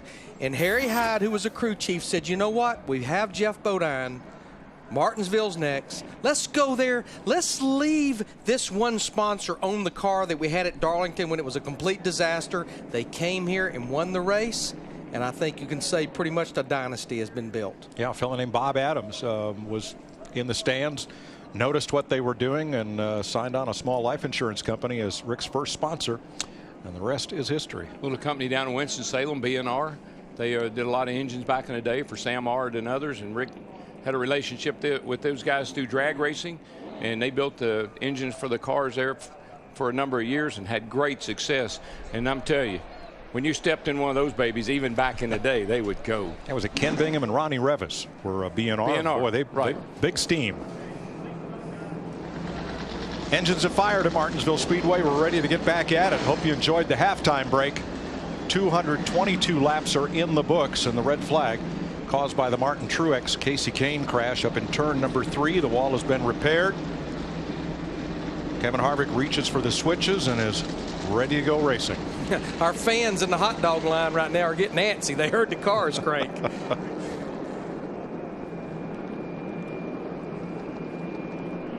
The only place outside Martinsville Speedway I've seen hot dogs like that is a little hot dog stand just adjacent to Winston-Salem Airport. It's called Pullum's, and it's been there for over 100 years. Felony Mark Flint runs it now, and it's a favorite of the France family and all the NASCAR officials next door.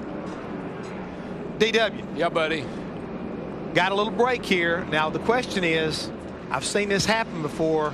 Rotors get warped sitting there cooling off. Sometimes you don't have a problem, then all of a sudden you have a problem. We get ready to roll off. So this may be good for some, could be bad for others. Yeah, you're right, Jeff. I mean, there's a lot of heat in those brake rotors, and I have seen them do that. But I think the more important thing is we're almost halfway here. A little halfway break. Driver kind of gets a chance to rest up a little bit, think about what he's got, what he wants to do. I think that's the more important thing. Diagnose your car, dissect the car, and get that information to the crew chief. Make the car better in the second half of the race. Ken Schrader gets a push start. That is allowed after a red flag. And to recap, after a 24-minute red flag, almost 25, Clint Boyer is your leader, the first of 28 cars on the lead lap. I don't know if the track's taking any rubber or not, but the old curb is. Kirby's got a lot of rubber buildup on him. It's about turned black. 6 caution flags now. And Mike, there's one of those rubber balls that we talk about, the buildup that the tires pick up. And if you get enough of those on there at once, like you'll do if you get up high, problem. And the big beneficiary on this caution is the number 22 of Kurt Busch. He will get the free pass and be back on the lead lap. Don't think we'll see. Excuse me, that was the caution to go was Kurt Busch. This time around, it's Matt Kenseth, who got a penalty right at the start of the race and has been working for the last 222 laps to get back on the lead lap. Now he wins. I don't think we'll see a lot of action on pit road because on that last caution they only have 11 laps on their tires. Like earlier, you may see some of the cars, some of the drivers at the back of the lead lap group come to pit road, but I think everyone else will stay out. Hendrick Motorsports trying to tie Petty Enterprises for the most wins by one team here. 19 for the Petties out of Randleman, North Carolina, 18 for Hendrick, and 13 for Junior Johnson and Associates. There's one of the King's cars, A.J. Allmendinger, running in 14th or running in 10th right now after qualifying 6th. And there is the King. It's been real windy this weekend. Perhaps that accounts for the lack of the cowboy hat atop Richard Petty. Well, it'd be pretty hard to wear a headset. I guess you could wear it over a cowboy hat, but it seems to work better. Sure. Matt? Mike, Carl Edwards, one of those drivers who elected to hit pit road. They wanted half and half, both a track bar and wedge adjustment, making progress, but the car still way too loose on exit for the 99. Brad Keselowski also stopped. Greg Biffle, Casey Mears have been on pit road during this caution. Joey Logano. You know, a driver that caution right there really benefited. We had talked about Mark Martin in that 5. Remember, he was penalized for changing lanes on that restart back on lap 181. Took the wave around, and we had a quick caution, so now he goes back to the lead lap. Mark currently 27th. Yep, that's a perfect scenario for the wave around. Get the wave around, and then shortly thereafter get a caution, and you're back in business.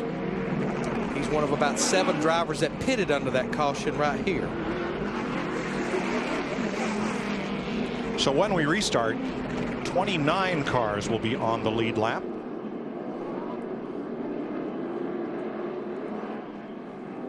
And those who stopped also include A.J. Allmendinger, Tony Stewart, Casey Mears, you saw Carl Edwards, Matt Kenseth, Tony Raines, Kenny Schrader, and Landon Castle were all on pit road during this caution.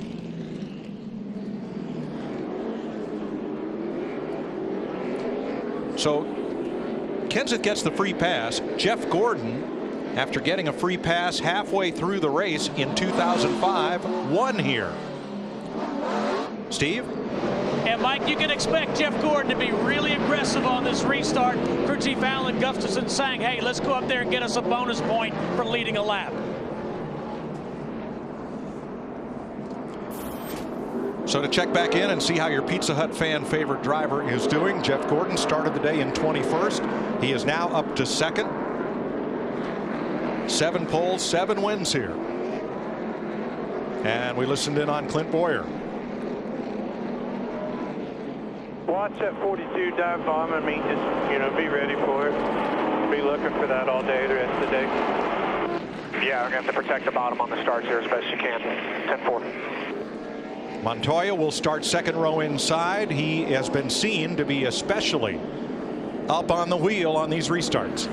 Back to what Steve Burns talked about, Jeff Gordon being aggressive on the restart. I know that's one thing that he put a lot of thought into, studied a lot of DVDs of past races, because he felt like one thing that hurt him last year was not getting a lot on restarts, losing a lot of ground. Made the commitment to be more aggressive this year at the drop of a green flag on a restart. On a 25-minute red flag for cleanup and repair of the turn 3 wall. We're going to get back to green next time by, completing lap 229 as Martin Truex's car gets shoved into the hauler along with that of Casey Kane. Truex will likely finish about 40th today. One thing I think you got to be aware of here, if you're the 33, you heard him say don't let the 42 dive bomb me. If he does, Jeff Gordon's going to be alongside the 33. We could have a big mess on our hands here on this restart. Pace cars in. Boyer, Gordon, Montoya, Kyle Busch, then Earnhardt, Newman, getting ready for the restart. Green flag, we're racing again.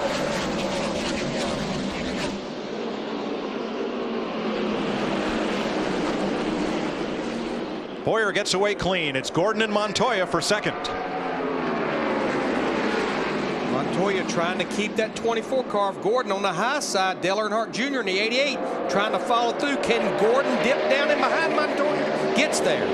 And here comes Kyle Busch. Now it's up to him to deal with the outside. Is he going forward or backward? It's so tempting to get out there. The guy slows down so much on the bottom, and you think, surely I can get by him. Denny Hamlin. Kurt Busch hits the curb, and the 22 just drives Bobby Labonte in the 47 in the wall. Here's a bunch of other cars spinning out and wrecking right behind him. Just drove it in. Sorry. Logano spins off the bumper of Robbie Gordon. All right, we've got a little right front damage. We're going to have to pit and at least pull the front out here. Dave Blaney spins around as a lot of them stop to try to avoid this.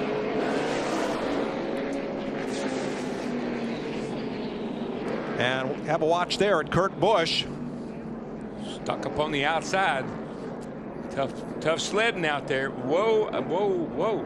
3 wide almost, but Brian Vickers got a nose under Kurt Busch, and there's what happened. I think Vickers also saw Harvick was making it 3 wide going down there into turn 3, and something had to give. Yeah, I mean, what? Yeah. that was not going to work. Yeah, yeah. I explain that. I don't know. Let the pictures tell the tale. Kurt Busch bounces off the curb, and Bobby Labonte in the 47 is the innocent victim. Yep. He probably wondered what in the world. He probably like Casey Kane was with the Truex wreck. What are these guys thinking?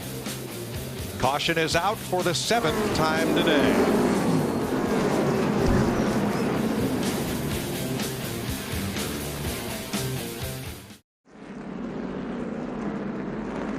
And we're still almost to halfway. Here's another look at what happened up in turn number 3.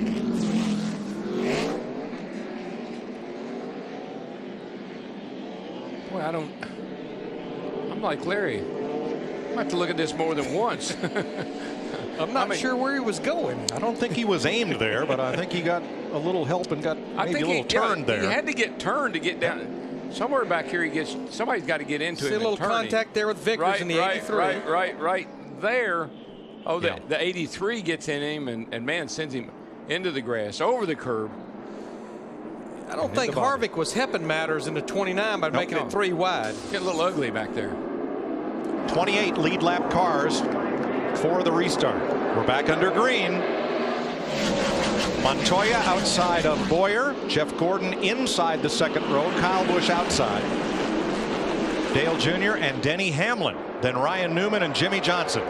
Montoya does the crossover down the back straightaway. Gets right up on the rear bumper of Boyer in that 33.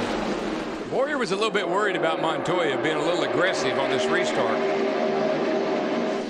This time, Montoya comes to the inside to hold back Jeff Gordon, who had a great run off turn 4. Yeah, he won't be able to hold him back this time. Jeff Gordon's got a pretty nice run here.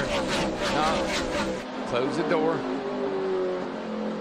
Newman got into Hamlin just a bit, and that shoved Jimmy Johnson way up the racetrack. It was kind of coincidence contact, but Johnson became the victim, and he slides. Trouble turn 1. No caution. Keep coming. Keep coming. Menard and McDowell and Casey Mears. Cautions out. Did I ever tell you how cautions create more cautions?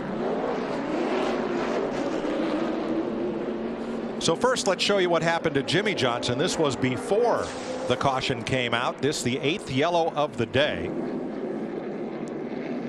Ryan Newman, that red spoiler on the bottom, tips the 11, gets up into the 48, up into the marbles. And of course, Jimmy now has got all that rubber on his tires, and he's just fighting to not lose any more spots.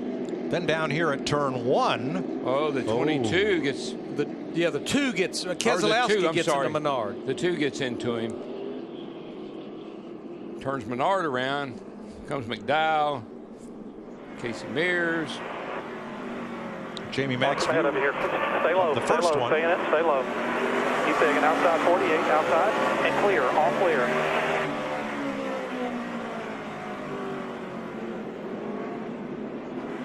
And let's ride with Kevin Harvick.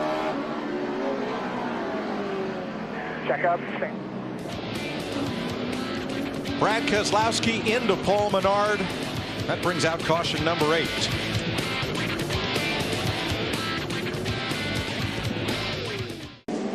Sneaking up on halfway, as there goes Paul Menard, bringing out this 8th and most recent caution in the Goody's Fast Relief 500. Once again, Clint Boyer, your leader. Montoya on the outside now. Jeff Gordon in 3rd, which has been the position to pounce from. Kyle Busch 4th. Earnhardt Jr., Newman, and they're going to wave off the restart for 1 lap.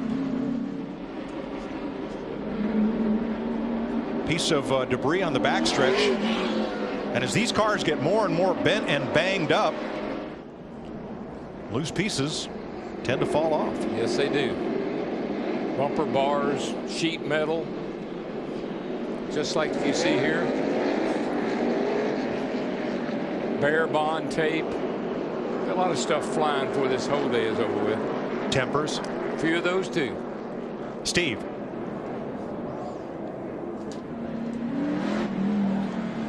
Well, Mike, also I want to point out Jimmy Johnson said his water temps are up to about 260 degrees after he made contact with the 1 of Jamie McMurray on their next stop. They're going to pull some tape off the grill. All right, let's see if we can get to halfway. It is 3 laps away.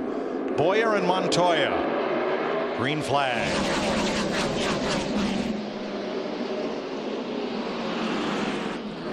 Gordon is right there.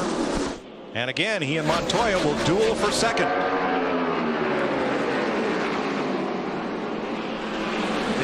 Jr. in the 88 trying to follow Jeff Gordon through there side by side with Montoya in the 42 for 3rd.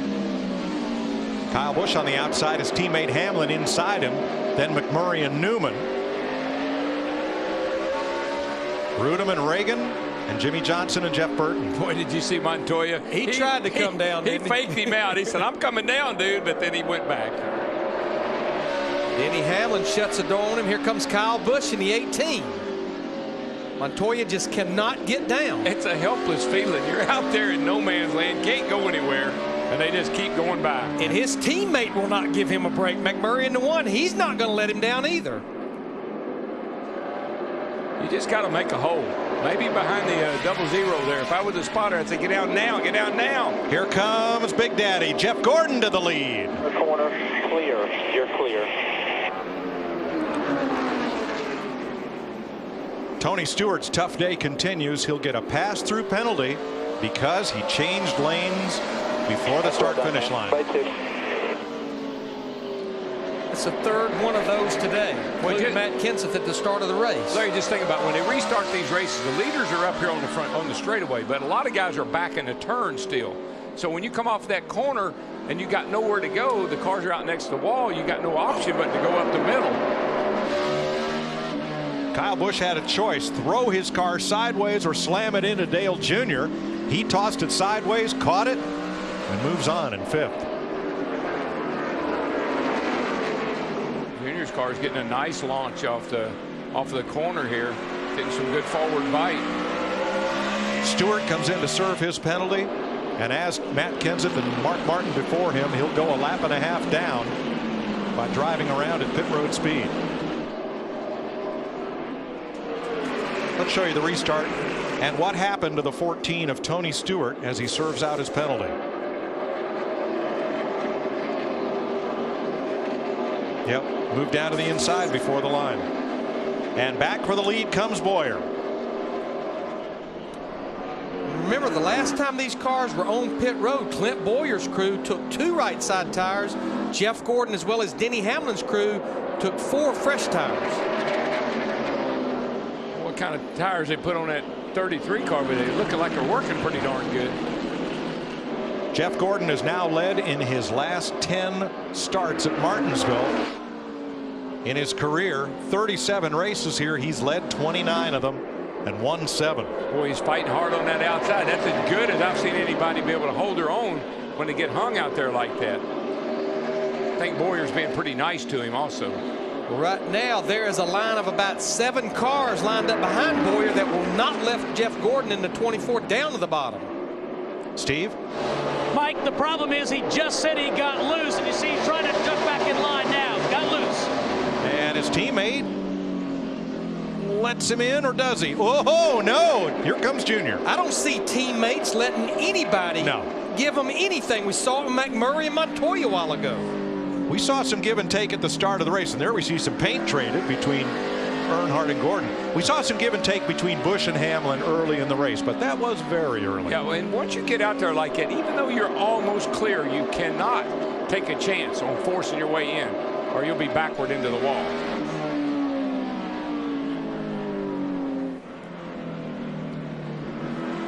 One lap ago, Montoya in the 42, Biffle inside in the 3M car. Oh, and Montoya just came right across him. And that's what you got to do, and that's what Montoya knows. If I'm going to get down, I'm going to have to run over somebody.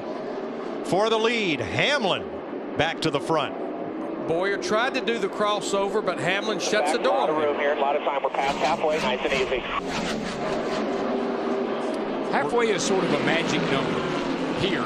Once you get to halfway, you just feel like you can be a little more aggressive if everything's going good. A lot of smoke from the back of Paul Menard. Remember, he was in the wall a while ago to bring a caution, and they're going to bring him to pit road. Coming after this. Open. Get to the rear, 3. Right rear fender damage in on the tire for Menard. He's had such a banner season so far in these first 5 races. 5th place race. Jamie McMurray, the pole sitter, inside of Jeff Gordon.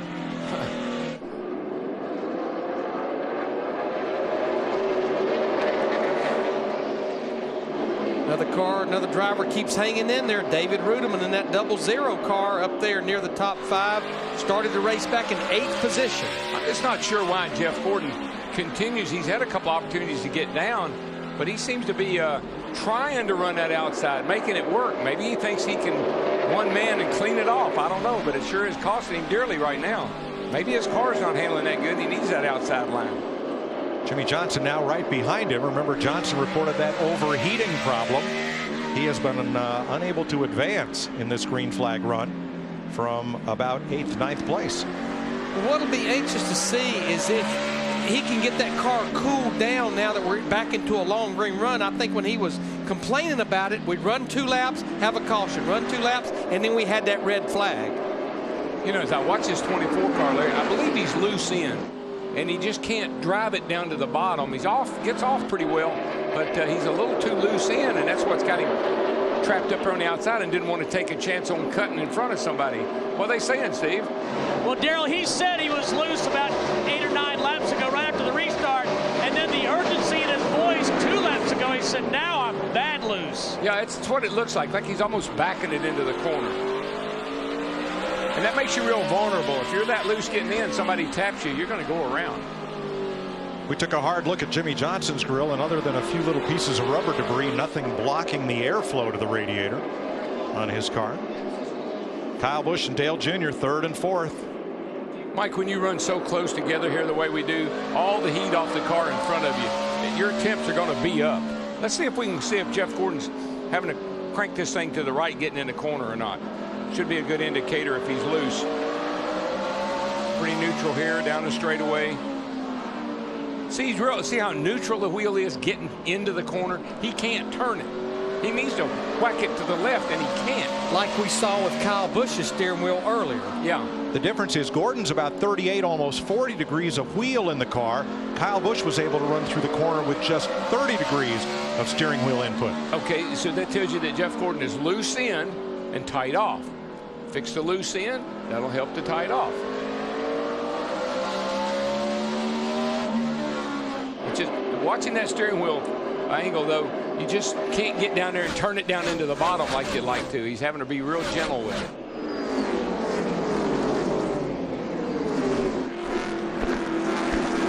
Bobby Labonte a little slow off pace off turn 3, and boy, a couple cars had to jump up and down to get past. Now there's Labonte. Vickers, oh, he got into Brian Vickers. That was a little bit of payback for the damage on Labonte's car. And look who paid for it. Yeah, Jeff Burton in the 31. All that damage on his right front. You can see the hood buckled over there. He's just right for Martinsville now. Yeah, no tire rub, so that shouldn't hurt anything. Brake duct's intact. Don't lose sight of Burton. He started 32nd. He's come up to 13th and flirted with the top 10. We had talked about Paul Menard having the issues. He's actually in the garage area. They've got a hole in an oil line they're going to have to repair.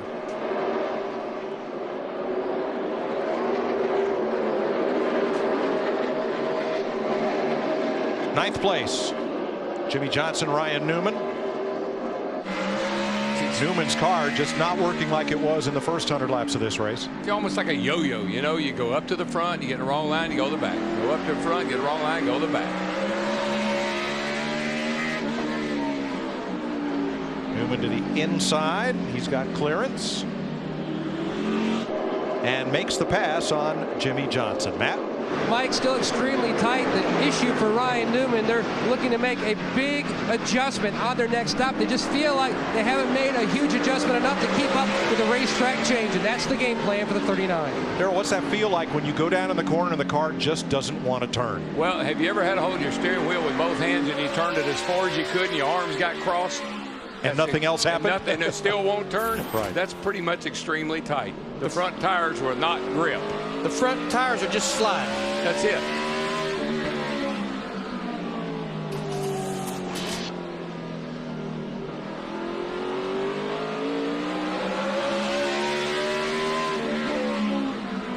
We just keep ramping it up here these next few weeks. We're at the smallest racetrack here this week, Texas next week, and Talladega in 2 weeks. Yeah, don't forget that Texas race is Saturday night under the lights.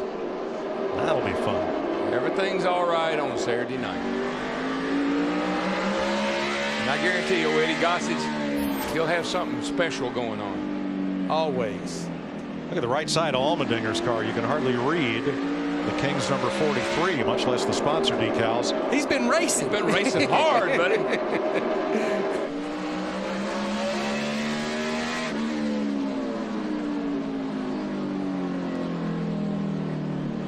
Sprint users have spoken. We're going to ride shotgun with Jimmy Johnson. Brought to you by Sprint and HTC Evo 4G. Try to get off that rubber.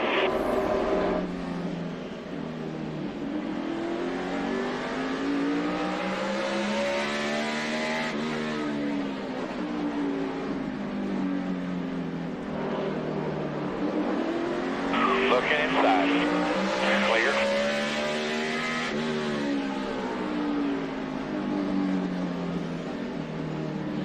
Inside, clear.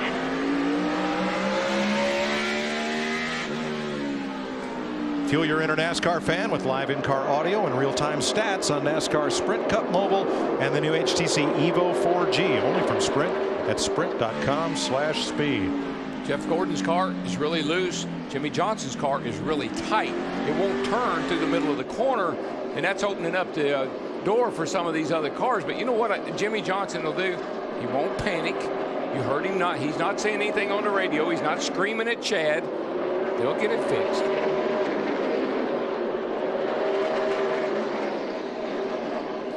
Matt Kenseth in that 17 car working his way back. He's up to the 16th position. Got that penalty at the drop of the green flag for changing lanes. Spent over 200 laps trying to get back on the lead lap.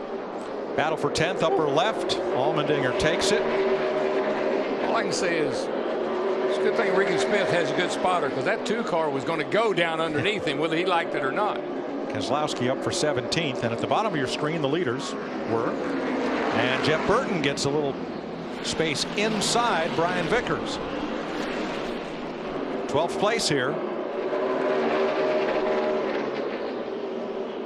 Burton has improved his finish over the previous race every race this year. He was 15th at California. See if he can pull off a top 15 here. And looking at Brian Vickers in that 83 car, first 5 races of 2011 when he has not been involved in a wreck, he's finished in the top 10, including last week at Auto Club Speedway. 216 laps to go. Denny Hamlin leading his teammate Kyle Busch by 0.7 of a second.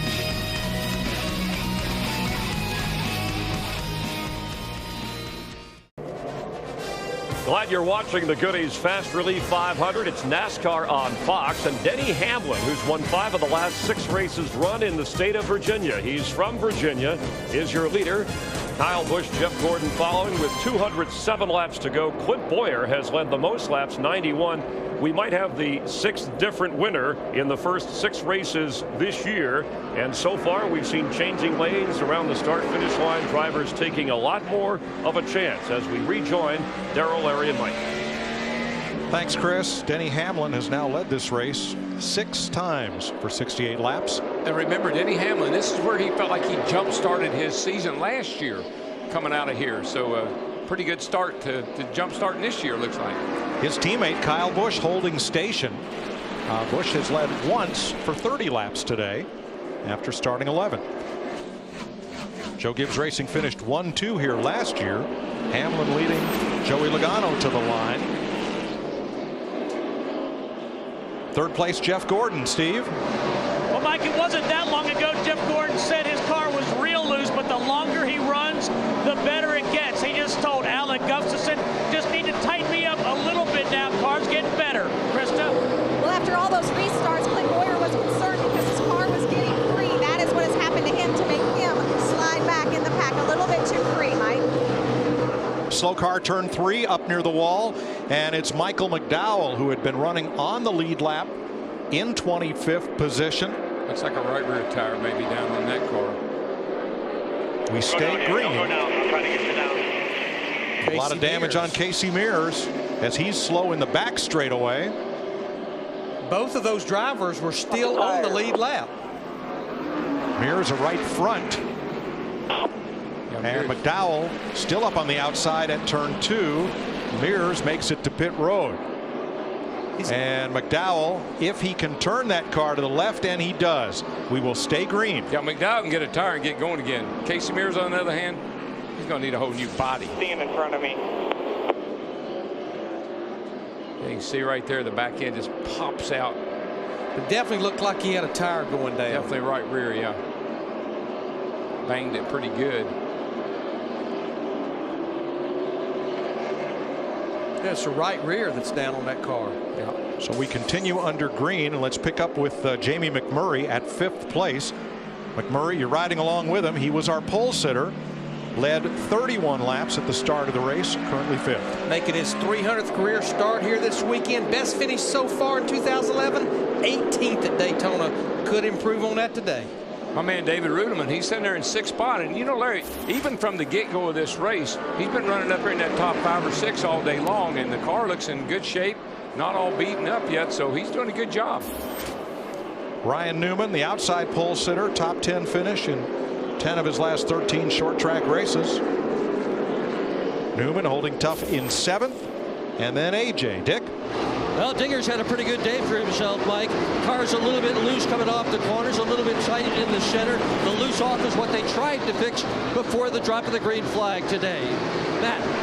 Dick. Dale Earnhardt Jr. got hung on the outside, lost 4 spots, now back to 9. Looking impressive on those 2 tires. He says after about 40 laps, his car has little fall off compared to the competition. They just need long green flag runs from here to the finish.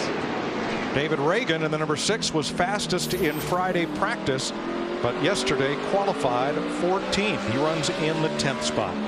Steve? Crew Chief Chad Canals just asked spotter Earl Barber. He says, look at the 24 car and tell me where he's running because his times are picking up. Earl's feedback is, or was, the 24 cars entering the corners higher than Jimmy and hugging the curb coming off the turn. Let's go to Jeff Hammond. Thanks, Steve. And the thing is, right now we're looking at Carl Edwards, our point leader. He's had mechanical woes ever since he started way back at 23rd at the drop of the green flag. He's finally got this car working, and under the encouragement of his crew chief, Bob Osborne, they've made the right adjustments. They've got the 99 car at least going forward and making some progress. Carl is 13th, just ahead of him when Paulo Montoya started 27th. Didn't have a great qualifying run, but he has been up in the top 15 most all day and took a couple of restarts from up on or right next to the front row. He is 12th. Allmendinger passes Rudeman. That's for 7th place. Yeah, I don't think Rudeman's real happy with Allmendinger. Allmendinger got into David going down the front straight here last time by, turned him about half sideways, but Allmendinger's on the move.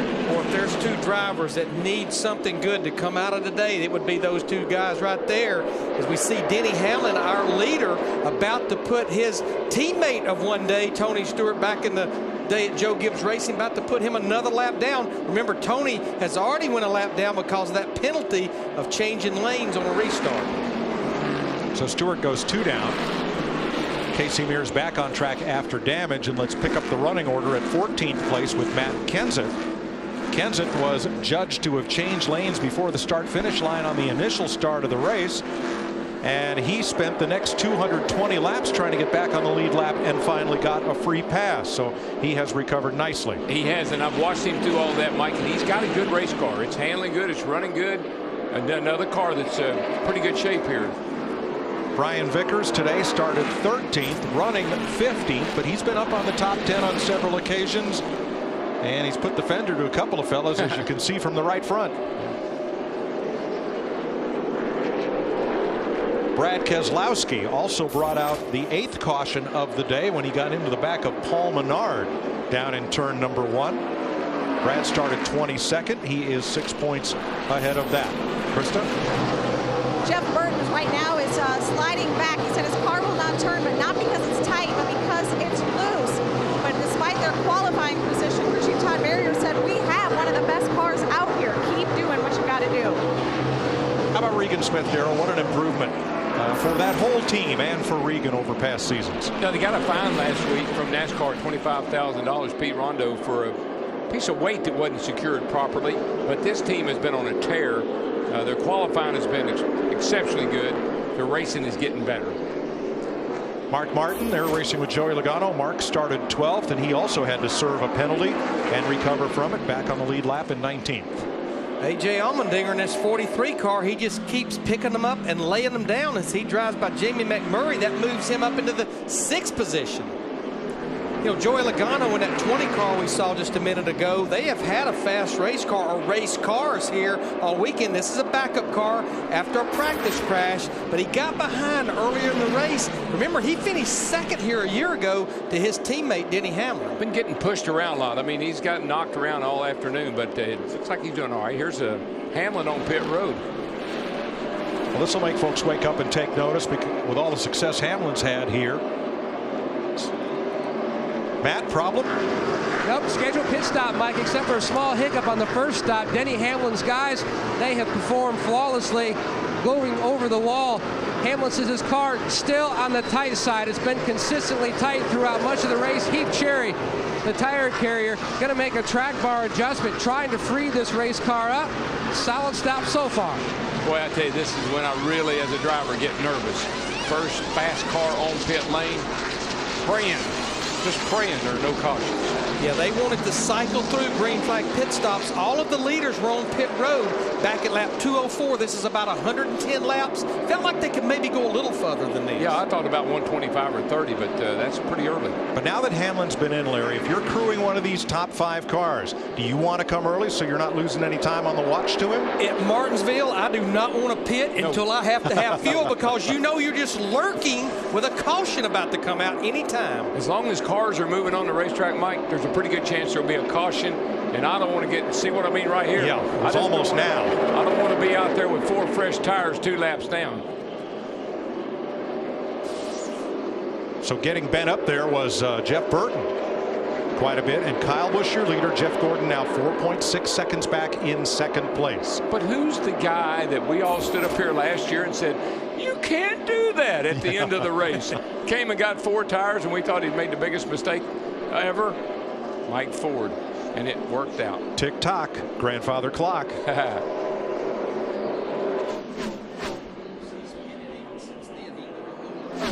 So Denny Hamlin is pitted. The race rages on. Now I want to add to this story. You look at A.J. Allmendinger in the 43 car running in the 5th position. He was on pit road at lap 224, so he can even go a lot further as we see Denny Hamlin's teammate Kyle Busch in the 18 hit pit road. And that's why he's passing a lot of these cars too, because his tires are a little bit better. Krista. Yeah, Kyle Busch, they had planned to come in after Denny Hamlin, their teammate. They said their car's a little better, a small adjustment. They wavered on this. They said, should we go track mark? Kyle said, I'll go whatever direction you want me to. Dick? Well, Jamie McMurray's car has been loose in, loose off, tight in the middle. He's lost his drive off, so they're going to pit and try to fix that. Krista. The plan for Clint Boyer was to come in after the 18 of Kyle Busch, so they didn't get boxed in. They are 1 pit stop closer to turn 1. Clint is in right now, and he said, I need to be tightened up just a bit. They plan to do that with a track bar adjustment. Also, remember, he was one of the cars on 2 tires, so you can bet it'll be a 4-tire change. Mike? Car in the wall, turn 4. It is Brad Keselowski. He's going to try to limp around to pit road. Everybody who's stopped is hoping this stays green. This is what we were talking about, because not only are you lurking with a caution, you're working with cars, drivers that are out there that may be losing that right front tire. David Reagan had to jump the curve because he was inside Hermie Sadler trying to miss Keselowski. Did it, got away with it. We're still green as Brad tries to fight his way to pit road. He's going to make it. Wow. There were about 6 drivers absolutely holding their breath right there. Well, that's when a driver says, I knew it, I told you. All right, Jeff Gordon's the new leader. And Larry, looking at the watch, Denny Hamlin, the first driver to pit in this sequence, he's 0.4 of a second faster than the leader. Does that matter? If it cycles all the way through, sure it does, Mike. But the question is, will it cycle all the way through? Steve. Jeff Gordon's going to get a small wedge adjustment, but heads up by his spotter, Jeff Dickerson. When the 2 cars slowed, he said, do not pit. Do not pit. He went around one more time to see if the caution came out. 4 tires and a wedge adjustment, Matt. 39 of Ryan Newman came on the radio and told his team, I may be out of fuel. And then he said, check that. I may be blowing up. His team up on the wall waiting for Newman to make his way all the way down this pit road. His car extremely tight. They're going to make a big adjustment on this stop. Kurt Busch is in, David Reagan, Greg Biffle in for service, Dave Blaney. As green flag stops continue, Bobby Labonte's in. Jimmy Johnson, Brian Vickers, and Joey Logano all making pit stops. A.J. Allmendinger's the new leader. Steve.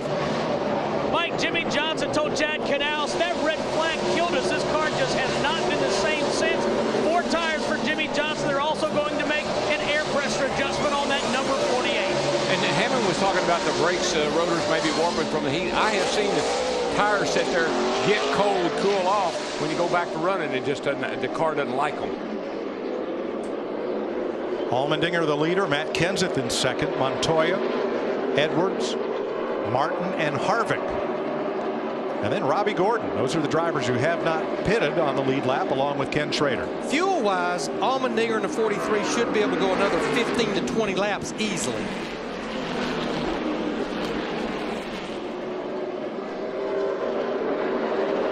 A.J. Allmendinger from out of open wheel. And here is Robbie Gordon. And back to Matt on Ryan Newman. Mike, you can hear his engine in his pit box. Ryan Newman's car sounded sick. The last time by, he keyed the mic and said, it is blowing up. He's going to try to hold on as long as he can. It's our guy that comes in here second in the points. Matt Kenseth to pit road along with Juan Montoya as Robbie Gordon finishes up and Jeff Burton leaves. Krista. Juan Montoya has a good car despite falling back after not being able to get back to that bottom line. His car was good, and moving forward, they were also one of the cars on 2 tires, so it's a 4-tire change for Juan Pablo. And A.J. Allmendinger coming down pit road. This is the first time Dinger has ever led at Martinsville, having the best run of his career at this little paperclip speedway. Crew at the ready for him. Minor adjustments on the number 43 car. Nothing major for Dinger on this pit stop. And for the first time in his Sprint Cup career, Carl Edwards is going to lead a lap here. I bet he's really happy about that too, because he won't have to hear that anymore. Fighting the power steering, never led a lap here, and now all that changes as Edwards stays out to the end of this green flag sequence. We have 3 drivers that's not pitted yet. Carl Edwards in the 99, Mark Martin in the 5, Kevin Harvick in the 29 car still out there. These are cars that pitted later than some of the drivers that's been leading this thing of late. And there comes Mark Martin hitting pit road now. Add to that list Ken Schrader, who had been at the tail end of the lead lap, but with all these stops moves up to 6th. Schrader's been running, he's right around 21st to 2nd, 3rd, right along in there. Doing a nice job in Frankie Stoddard's number 32 car. Dick Berggren. Well, Mark Martin has had a really tough day, Mike. He started in the 12th spot this morning. They thought they had something for everybody here, but not today. The car has just not been good, and they've also suffered a penalty. Matt? Bob Osborne telling his guys just a nice, consistent, smooth stop for Carl Edwards. Edwards said he hit pit road this time. The right rear was starting to come apart, worn out. The car was free early in the run. Right near the end, he said it's the best it has been all day. He hasn't said anything, guys, about his power steering for about 150 laps. Kevin Harvick picks up the lead for 1 lap, the first one that he has led today, and now Harvick makes his way to the pit road, and we cycle all the way around to Kyle Busch, the new leader. He's going to have almost a 4-second lead on his teammate Denny Hamlin in that 11 as it cycled all the way through.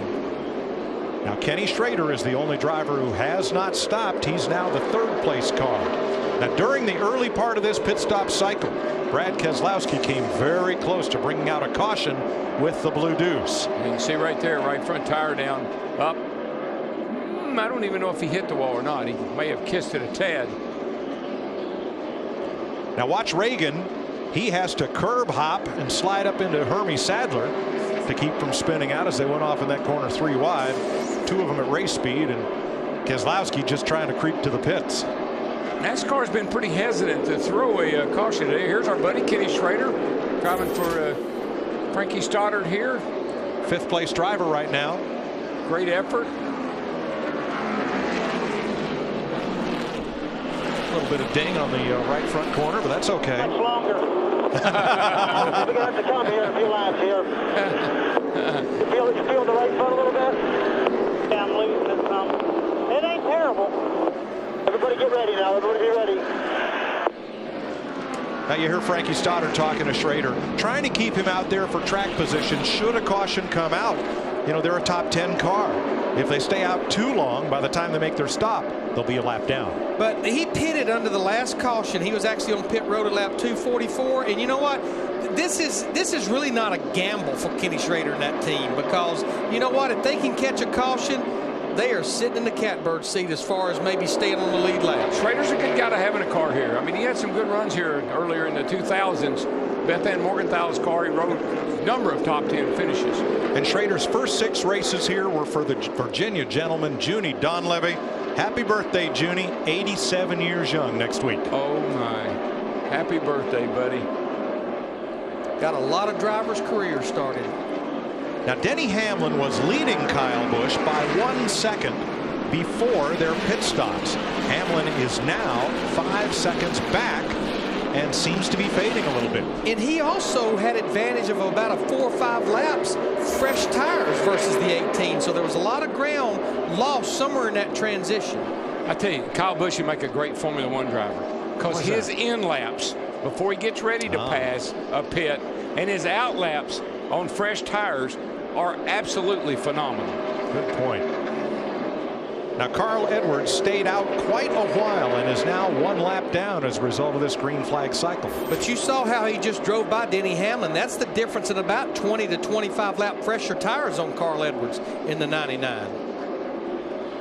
Carl stopped at lap 335. Hamlin was in at 315, a 20 lap difference as Kyle Busch leads the Goody's Fast Relief 500.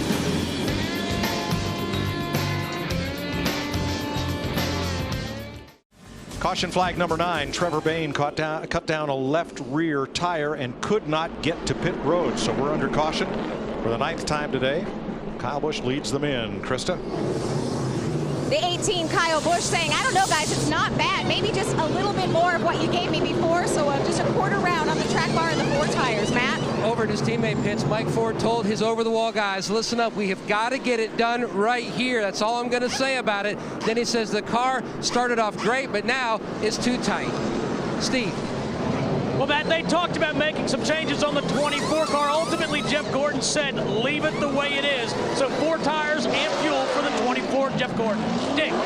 Jamie McMurray having a really good day for himself on pit road right now. The smallest of all the changes he's made all day. Right now, 0 changes on car number 1. He had been running in 5th and has a car that's capable of challenging for the win this afternoon. A slow stop, though. Kyle wins the race off pit road ahead of Denny Hamlin and Jeff Gordon. Jamie Mack picks up a spot.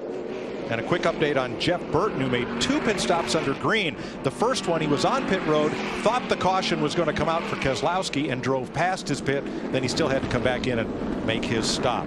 Here's an AT&T race break. Down to Chris. All right, thanks, Mike. And through the early portion of the race, it was Hamlin and Jimmy Johnson. But over the last stretch, Clint Boyer led the most laps. And right now at 91 laps led, that is the most so far. Lap 221, things changed. Truex with a stuck throttle into Casey Kane. Both drivers okay.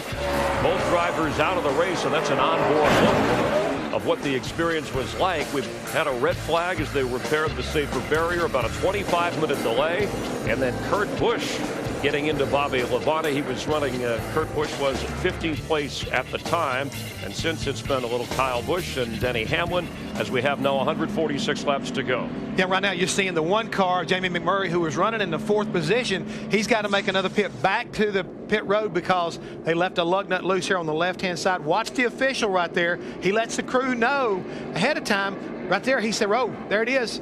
They knew they had trouble. You could see the reaction, but some of the crew members, that's really going to hurt him. We've had 23 lead changes. 25 is the record for this track. Jeff Hammond, how about the Denny Hamlin pit stop? So the green flag stop, he was losing ground to Kyle Busch. Recently another stop for the 11 car. Well, they were a lot better this last time. The previous green flag stop, they lost 3.5 seconds to the 18, which really showed up dramatically when they worked their way back around. The 18 was in the leader. So this team, and I think we heard Mike Ford, you know, tell the guys when he came down pit road, you have got to make it happen. You show right here, here's a pit crew comparison on those green flag stops. The crew, 13.7 on the 18 car, 17.4 on Denny Hamlin's number 11. Overall, the driver did a good job, but you see the total time, big separation as far as the track's concerned. You know, these lead changes like scoring plays in football or baseball, just had our 25th lead change, so that equals the track record for Martinsville, the oldest track in the business. Right now we're taking a look at Ryan Newman in the 39 car, who was their outside pole sitter. He apparently has got something wrong with the engine coming back down on pit road. They're going to try to do some work on this car to, you know, get him to the end of the race, because again, he's second to points and having a pretty strong run right now. That's his crew chief right there, Tony Gibson. Talking to the guys from Hendrick. They get Hendrick engines, so they're probably trying to figure out what we're going to do. And Kyle Busch leading Denny Hamlin. Of his 7 short track wins in Kyle Busch's career, Jeff, none has come at Martinsville. That's a tough racetrack. We talked about it at the very beginning of our pre-race. Not everybody can figure out how to win at this racetrack. And right now, Kyle Busch is trying to go to basically to school on his teammate, Denny Hamlin, who has got this place figured out. He's won the last 3 races here at Martinsville. And Denny told us on the pre-race show, we said, what's the secret? He said, well, I don't want to say. That's right. Competitors are listening. All right, is it that big of a secret? He said, give me a good car. And he was complaining about some of the issues on the recent pit stop. See right there, these guys here, that's part of the 39 team of Ryan Newman. They were discussing their problem, trying to figure out whether it's a valve spring, whether it's a spark plug, as we watch both the Joe Gibbs guys. And one thing I want to point out right quick, Joe Gibbs out front after having the problems they had last week with the 11 car as far as engine is concerned. So they got to be feeling pretty proud, at least at this moment with 143 laps together. Yeah, the first 5 races, they had 6 engine problems, 3 of those before the cars were even on the track. Current standings for the fastest pit crew and how you voted so far. You can find the final race standings as soon as the checkered flag drops. Text your crew, reply OK when prompted to receive exclusive updates. AT&T, the nation's fastest mobile broadband network. And we are under our 9th caution. Again, Mike, the record lead change mark equaled here in Martinsville, and we still have a few more to go, I'm sure.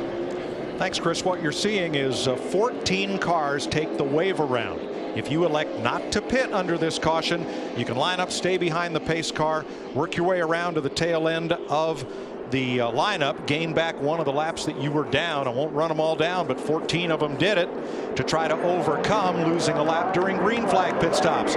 Kyle Busch gets the jump on Denny Hamlin. Here comes Jeff Gordon to cover the inside spot. Then it's Boyer outside, Allmendinger inside with Rudeman, Johnson outside with Logano, then Dale Jr., David Reagan, and Greg Biffle. Seems like there's a little bit more grip than there has been on that outside lane. Guys are able to hold their own out there. Denny Hamlin with Jeff Gordon right now. I think we're finally getting a little bit of rubber. You can start to see that second lane turn a little bit black now. But you can see what happens when Gordon gets a shot. He can clear the 11 car and pull away. Single file back to Greg Biffle on the outside of Dale Jr. Greg Biffle just drove it down into 3 and 4 on the outside, and he made it stick and made it work. The outside is definitely better than it's been all day. Seeing guys that, like I said, you can hold your own for a little while out there now. Biffle might be in the process of trying to make the first outside pass all day that didn't have some bump and run involved. I don't know if you can make a pass out there, but it's not as bad as it was. Reagan inside to cover. Biffle's got to look for a place to drop in line. And Jeff Gordon comes hunting the lead once again. I like the way Jeff's cars look. Watch how he goes in. He goes in a little high getting in right here, but he diamonds the corner right there, and then he really cuts it down. Gets a great run off the corner. Night race on the Texas Motor Speedway next Saturday night. NASCAR on Fox. Same players, whole different venue. As Gordon puts the bumper to Kyle Busch. Little bump on exit. Gordon's there. I think he'll make the pass here. Yeah, he'll win this battle getting down into turn 3. Just enough position to get that bottom line. Even, door, corner, clear. All clear. Denny Hamlin was third, but unable to gain advantage. The way that 24 looks right now, he may say goodbye. By 1 on throttle. He might check out on these guys for a while. No driver in this field has won more Martinsville races than Jeff Gordon. He's got 7 of those grandfather clocks to wind. You know, he just drove by Kyle Busch. Last year, Jeff Gordon said at one time they were teammates at Hendrick Motorsports. He said Kyle Busch is the most talented driver in the Sprint Cup Series. I think that's why he was so excited when he beat him at Phoenix back in February. That was a good time to pay Kyle that compliment. Yes, it was.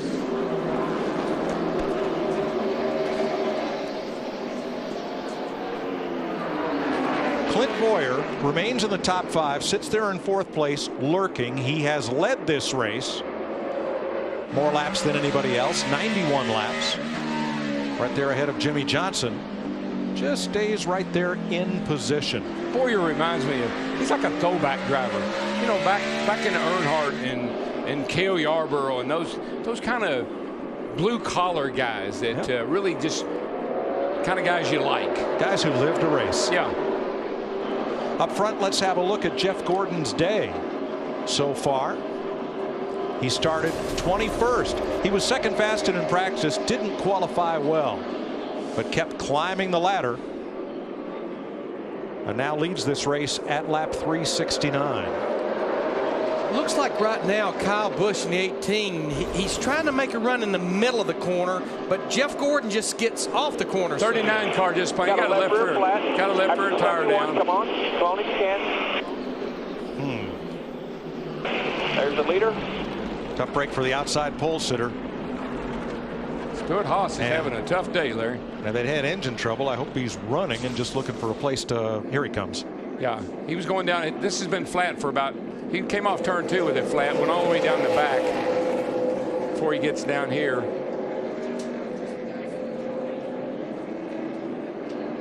Round goes Newman. Newman started outside pole. This will take him off the lead lap.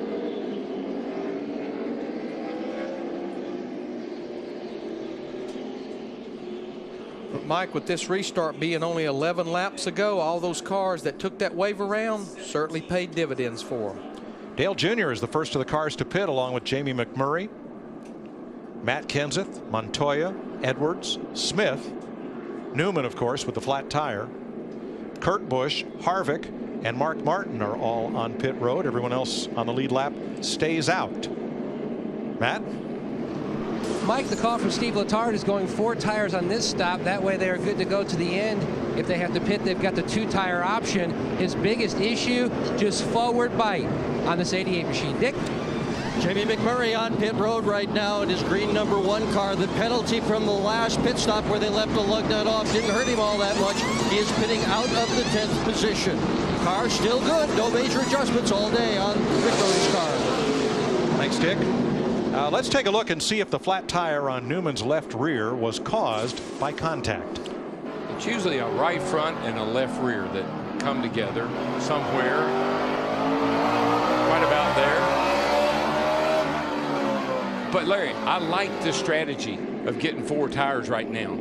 Get them now and you've got options. You know the other thing it does, by pitting here with 127 laps to go, if you get your fuel tank full, you don't have to worry about fuel no more. All you can worry about is tires and adjustments. It's a good move. There's your free pass car, David Reagan in the #6. And Newman goes a lap down as a result of the flat tire and the caution flag. Tony Stewart trying to overcome a penalty. He is 2 laps down in 26th. Bobby Labonte trying to overcome crash damage is 6 laps behind. I think Smoke, Tony Stewart, he's just looking for the checkered flag to wave on this thing. It has been a rough weekend for Tony Stewart.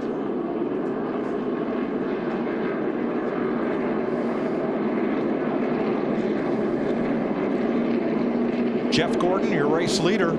He's been out in front 3 times for a total of 20 laps now. And Krista, how about the 2nd place car? Well, Kyle Busch is being very descriptive on the radio right now with his crew chief, Dave Rogers. Dave Rogers actually telling him, you break down Bristol better than any driver out here, and that place is a lot faster. What can I do for you? And Kyle's saying, well, I'm afraid I'm the best car in the center, but if we keep changing it, I'm just going to get too loose. I just don't know how to make speed. Well, it's a dilemma. If you speed your car up, you may abuse your tires. And I think it's a balancing act right now with these tires and how would you like your car to be. I think a little snug car is a little bit easier on the tires than one that's burning that right rear up.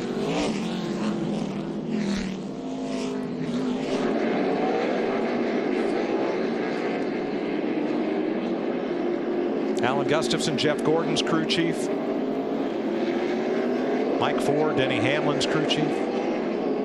Who you had on trackside Friday night on We skate. did. He did a great job, and I told him, I said, my favorite picture of you is from last year when you won Texas. Had that cowboy hat on. About 8 sizes too small. It didn't fit on him well at all.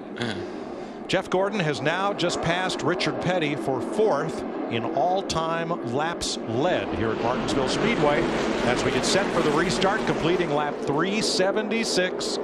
Gordon and Busch, Hamlin and Boyer, Johnson and Allmendinger. Here we go.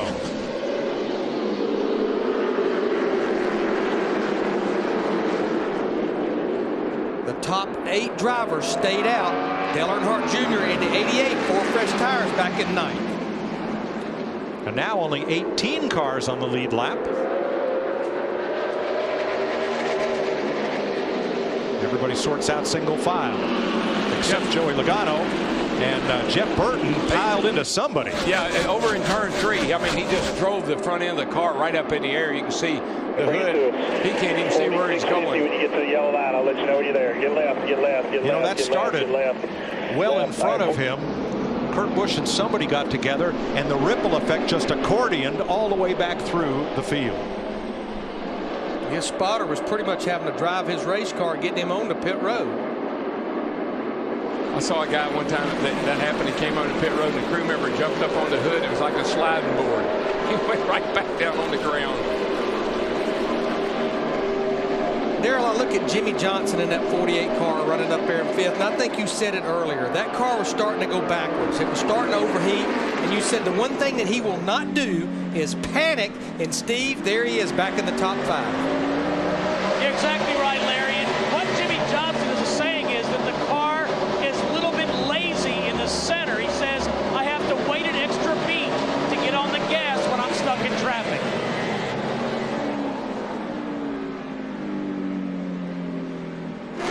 Just doesn't have that grip right there in the middle of the corner like he'd like to have it right now. And that waiting costs you a lot of time. Look at the top of your screen. Those cars with the gray background, they are the cars out of the race. And only 6 of them, despite all of the contact and carnage, only 6 cars have retired from the race. 37 running. 18 of those on the lead lap, led by Jeff Gordon.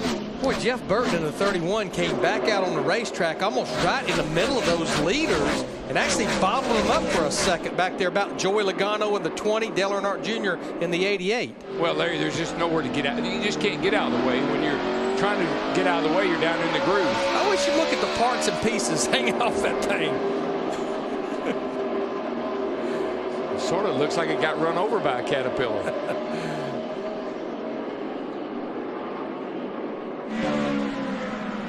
Mark Martin trying to pull alongside. You can see aerodynamics doesn't count for a whole lot here. Good thing. Visibility might help a little bit, but. Well, Jeff Gordon's your leader, but he's certainly not getting away from Kyle Busch and Denny Hamlin. A Chevy leading 2 Toyotas, 2 more Chevys in the top 5, Boyer and Johnson. Allmendinger is the first Ford in the race at 6th, and Kurt Busch is the first Dodge at 16th. Kyle has the gusto of a hungry hound, let me tell you, and he is tenacious. He will wear you out. You ain't going to get away from him. There's a look at Kurt Busch, first of the 4 Dodges in the race, while Kyle tries to overhaul Jeff Gordon for the lead. I think the guy that they better be worried about running 4th right now just went by Boyer. 5-time is slipping back in the picture. And you know, Allmendinger has driven an inspired race so far. He can't get out of that second pack perhaps to challenge these 3. But the Dinger's right up there in the 43. The King's 43 in the top half dozen. And you heard him in the pre-race talking about how with Morris Petty there and with Lee Petty on the side of the car for the 43 for the NASCAR Hall of Fame. I mean, Richards won here 15 times, so every time Allmendinger comes in here with that number, he's got to hear it from everybody. You know, it wasn't but about 200 laps ago we were saying, what is wrong with Kevin Harvick, our winner from Auto Club Speedway, and Jeff Hammond? The man has now cracked the top 10. Well, what did Mike Joy say last week about Kevin Harvick? He is the greatest closer of all. Well, right now he is up in the top 10. And guys, he just ran his fastest lap on lap 385. It's taken him a while, but finally, Gil Martin and this team, they're finally making it happen for the number 29 of Kevin Harvick, and they've been slowly but methodically working their way up through the field. And Larry, he was one of those drivers who took and benefited from the wave around. Took the wave around, that last caution, he was on pit road for 4 fresh tires. 111 laps to go. Jeff Gordon leading.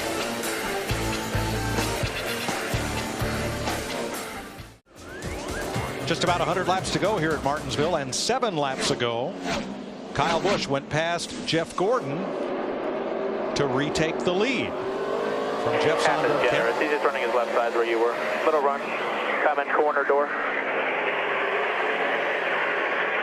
Just when you see him, 11th one back. There you go.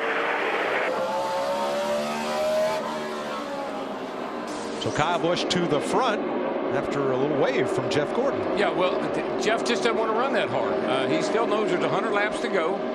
Got to save just a skosh. Earlier this season, what does Jeff Gordon have to say about Kyle Busch? Next to Jimmy Johnson, I think he's the most dominant guy in our sport. He's probably one of the toughest guys to beat in a shootout with 22 laps to go. Of all the tracks where the Sprint Cup Series competes, this is the one and only track where Kyle does not have some kind of NASCAR victory. Ran a great race yesterday, finished second, had a good truck at the end of the day, but not as good as Johnny Sauter, who passed him with 1 to go. And that was a bump and run. It was, and you don't see that very often, but Kyle was very gracious about it. He's been a very gracious young man this year. How about the second place car, Steve? Well, Mike, Jeff Gordon just telling his crew about Kyle Busch. He says the 18 is driving in about 2 car lengths deeper than I am. If he can keep doing that, well, I guess he's the man. And that's why he waved him by. I mean, Jeff Gordon has enough. He knows this joint well enough to know how hard can I push it and make it to the end. Third place car, or excuse me, he was earlier. Clint Boyer has now faded to 8th place and down to 10th. Krista, what's up? Yeah, Mike, just trying to hang on to a top 10 right now. He's perplexed out there. The adjustment didn't work. He said, Shane Wilson, crew chief, said, just hold on to it. We'll get you fixed up. In the meantime, Clint's asking, well, should I move up the racetrack? Is there a better line? What can I do to not lose any more positions? Well, and Krista, one thing he had to deal with just a few laps ago were 3 drivers with 4 fresh tires like Dale Earnhardt Jr., Juan Pablo Montoya, and our pole sitter, Jamie McMurray. Boy, things keep getting heated, though. These are a bunch of lead lap cars. They have been most of the day battling back and forth for position. Now, Biffle is a lap down. Reagan's on the lead lap of that group. Yeah, Ruderman, David Ruderman, who has been running the top 10 most of the day, all of a sudden his car's junk. You see there, he gets run over again by Brian Vickers in the 83 car, but Ruderman's going backwards. Kurt Busch back up on the lead lap.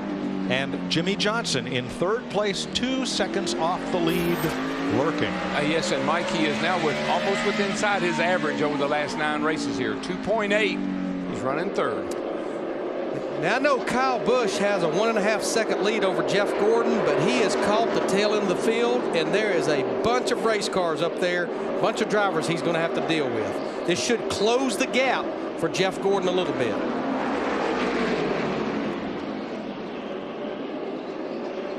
See if this pile of traffic gives Gordon a chance to reel him in. Jeff Gordon's has 15 Sprint Cup short track wins, the last of which came right here in the fall of 2005. 91 laps to go on the short track that thinks it's a super speedway, Martinsville, Virginia.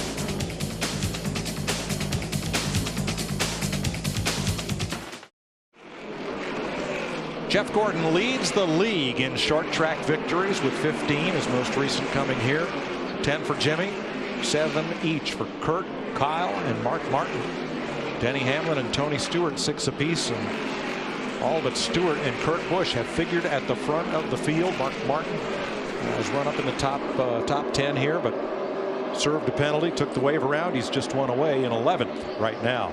So Kyle leads by 1.4 seconds with 81 laps to go.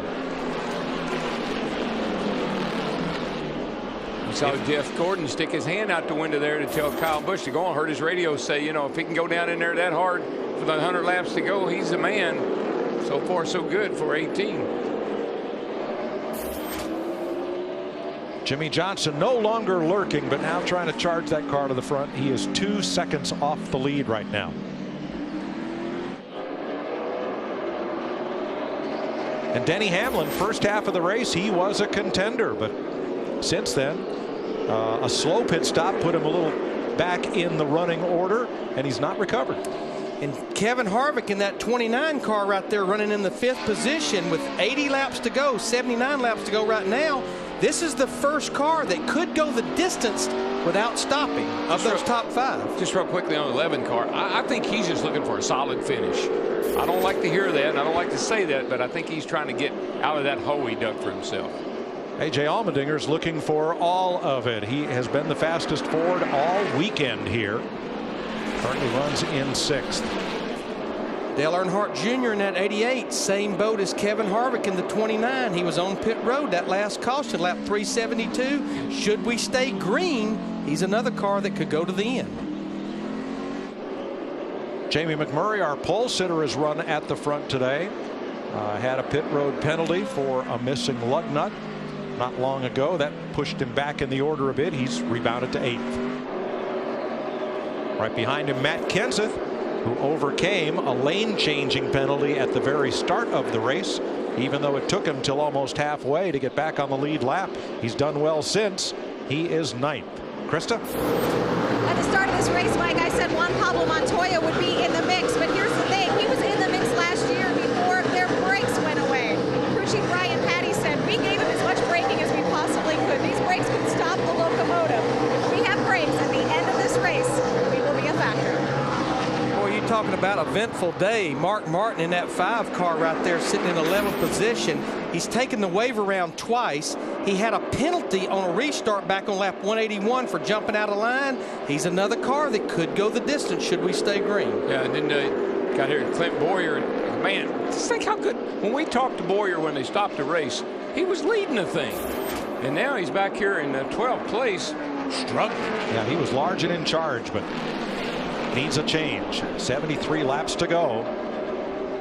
Joey Logano second here a year ago and currently runs in 13th place after starting 4th. I got to tell you, Joey Logano, what's that old saying about got hit more times than Joe Lewis? He has been beat all over. Every time somebody gets around him, they ram into him. I think the back of his car tells the tale. I think it does. Kurt Busch 14th. Spent about half the day off the lead lap. Resource management. Kurt got a free pass, got back on the lead lap, and has run better since, up in 14th. Matt? Mike, the headway they gained earlier on that handling of that number 99 for Carl Edwards has now reversed itself. It's now extremely tight right before he gets back in the gas. And then he told Bob Osborne that he messed himself up earlier. He hit the curb, bounced off that, and 2 cars got by. He currently is in 15th. Dave Blaney limping to pit road, almost causing a caution. He's been involved in a couple. Yeah, again. Looks like another right front tire. But he will get to pit road this time. Here it is on the front straightaway. Yep, up out of turn 4. This would be about the 3rd right front to go down for Dave Blaney. And look how close on Clint Boyer in that 33. Close call on the front stretch. These teams spend thousands of dollars on air boxes to cool their brakes.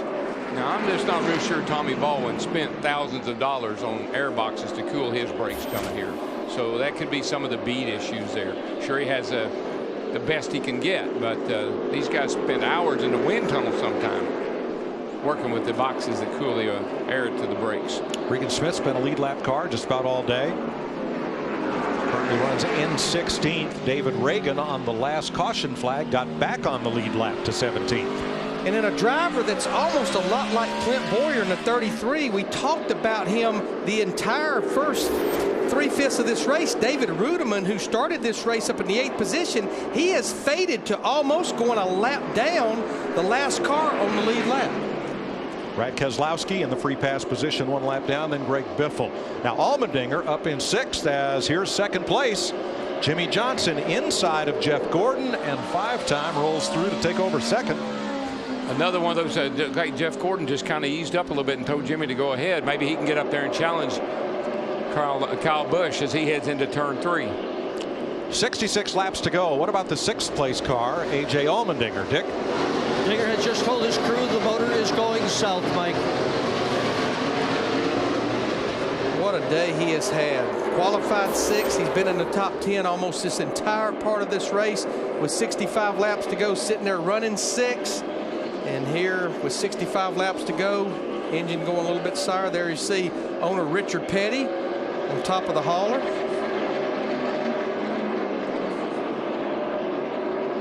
And up front, Kyle Busch now leads Jimmy Johnson, and the gap is 2 seconds. There's a look at it. Not the length of the straightaway, but certainly most of it. Steve? And Mike, listening to Jimmy Johnson, he told Chad Canals, my car's a little on edge on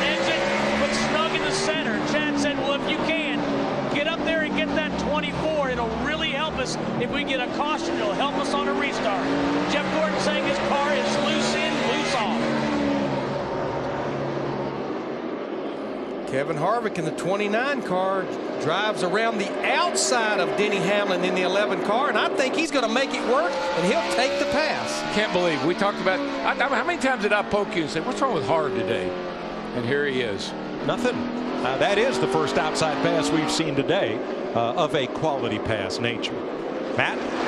Kevin Harvick's car, Mike, has been loose all pretty much today, and that's what Denny Hamlin wishes that he was fighting, because it's been extremely tight. Right now, DW, he's just been riding the brake, trying to help get the car to turn in the center of the corner, and it hasn't really helped. No, there's not a whole lot you can do. When anything gets tight in the middle, it's just its tires. You can do all you want to, brakes or rear brake or whatever you want to, but those tires won't grip. You don't have a whole lot to work with.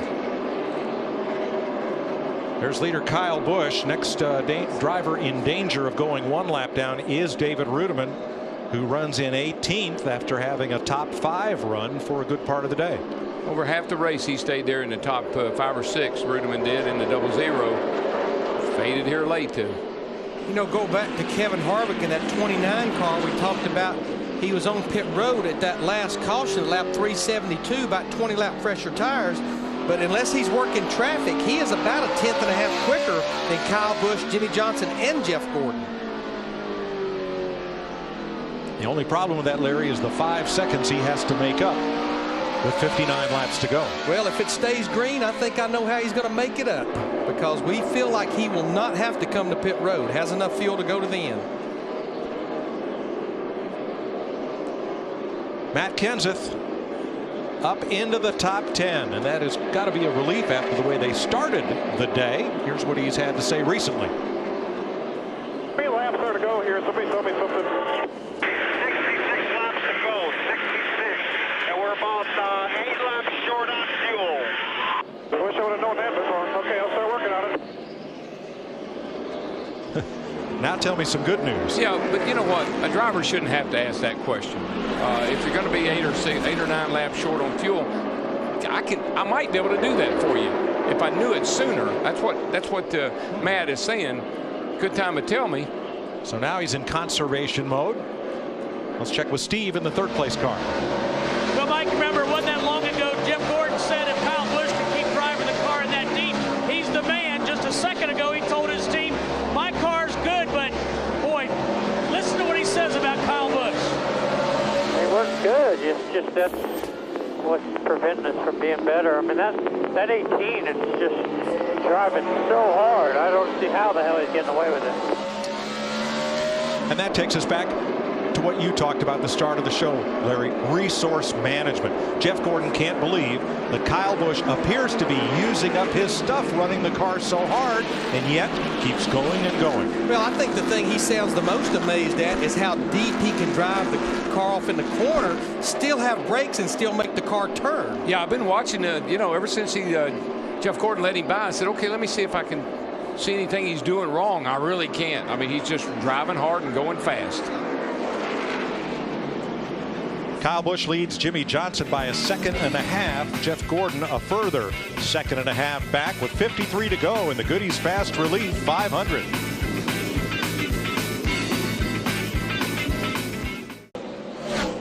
Kyle Busch has just put Carl Edwards 1 lap down, so Kyle's the first of 16 lead lap cars with 45 laps to go in Martinsville. That Joe Gibbs Toyota running first, and another one in 5th, Denny Hamlin. They bracket the Chevys of Jimmy Johnson, Kevin Harvick, and Jeff Gordon. Watch Kevin Harvick. As a lap ago, he went to work on Jeff Gordon. Now that's Rudiman up on the outside, making it a little close. And here's the 5th place car, Denny Hamlin, who was the first to stop under the last green flag stops. Now he's on pit road for the last stop of the day. Matt? Mike, the biggest thing Denny Hamlin wants is Mike Ford to fix his race car, free it up. It's just been consistently tight for about the last 300 laps. They're going to make a chassis adjustment, wrench in the back window, trying to get Mr. Martinsville back on track.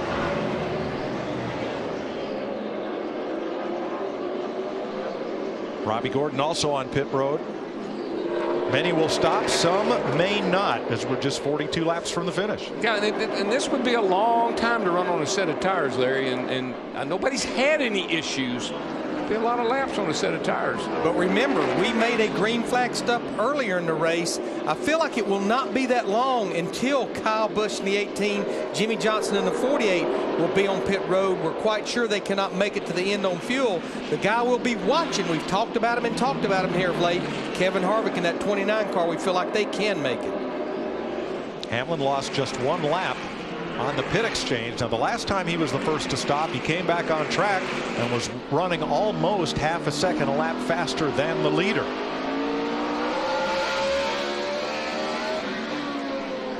Harvick keeps charging forward. We're in the last 10% of the race, and that's when he's at his best.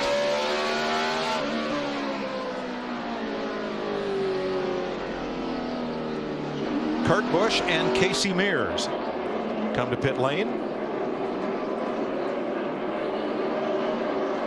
Busch worked himself back up onto the lead lap, and this will drop him from it. Tony Stewart also in, along with Joey Logano.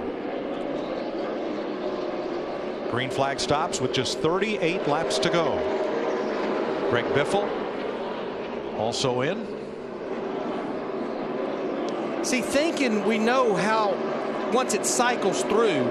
Right now, Denny Hamlin is about a lap and a half behind Kevin Harvick with 37 laps to go. The only way he catches him is a caution. Here you go. Here's the 18's at the line now. 48's at the line now.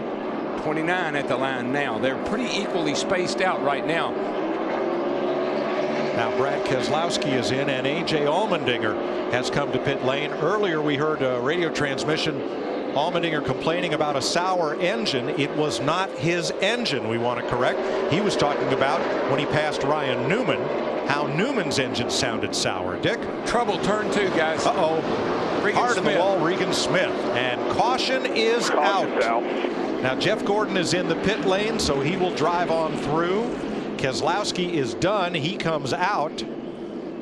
So it'll take us a minute to figure out who the winners and losers are on this, the 11th caution of the day. Anybody that just stopped before this, of course, you can take the wave around. That's one good thing. That's true.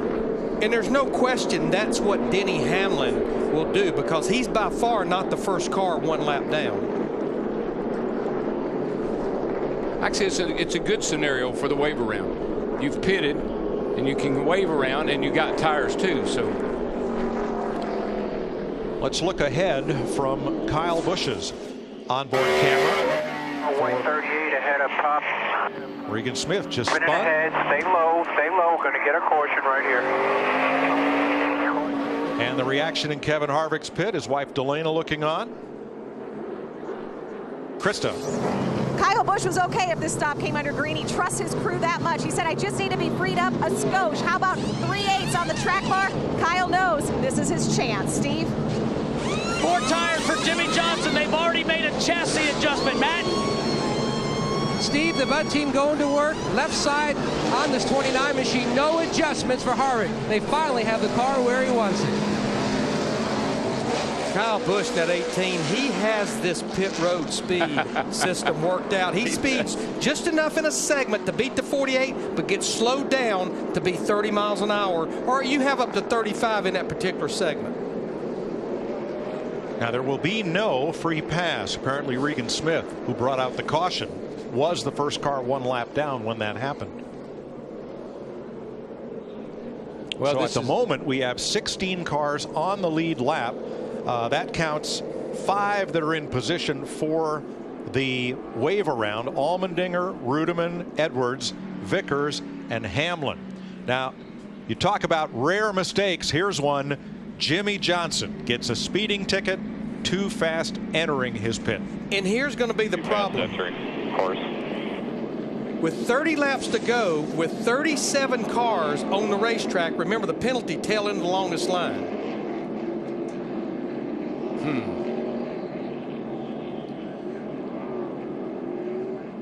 Kyle Busch just ahead of him. We're not sure in what segment of pit road. I believe it might have been right there. It was too fast entering, all right. his pit box. Yeah, that was it. Jimmy Johnson trying to extend a string of 17 races here that he has finished in the top 10. Chris Myers, it's been an eventful day in Martinsville as usual. All right, Mike, let's recap. 11 leaders, 28 lead changes, and action got heated here on lap 221 when it was Truex and Kane in this wreck caused by a stuck throttle. Both drivers okay, but out of the race. Kurt Busch sliding into Bobby Labonte. Kurt was running 15th at the time, not a factor today. Ryan Newman came in second in points, started second, but has a tire problem here. And Jeff Burton, who led the most laps the last time they ran here, with some problems showing the damage, the wear and tear the drivers have gone through. And this is the way it looks. Kyle Busch has led the most laps. Jeff Hammond, not only are cars beat up, but the nerves are frayed at this point. Oh, right now, everything's getting worn out. The brakes are getting worn out. The bodies are getting worn out. The attitudes, the temper, everything is just really kind of ramping up. The only guy out there right now thinks is kind of having fun has got to be our leader. And the other guy we were looking at a minute ago, that was Kevin Harvick. All of a sudden, he is on the scene looking to try to make a move. And how about Matt Kenseth, who went a lap down fifth? That leaderboard of Kyle Busch, Jimmy Johnson, Kevin Harvick, and Dale Earnhardt Jr. Harvick trying to win back-to-back for the first time since September of 2006, Mike, with just 30 laps to go. Thanks, Chris. 12 cars took the wave around. Those were the cars that had just made green flag pit stops prior to this caution. And Jimmy Johnson, the penalty he has to serve is starting at the tail end of the longest line. So we should have 14 lead lap cars when we restart. Yeah, we were just debating that, you know, whether all those wave around cars, that if you have to go behind them too. Right now, he's about the middle of the pack, and we're going to get a green flag. As the wave around cars catch up, Johnson was already at the tail end of what was the longest line. So here we go, green. To settle it, short track shootout style, 30 laps to go. Kyle Busch trying to hold off Dale Earnhardt Jr. and guess who? Kevin Harvick.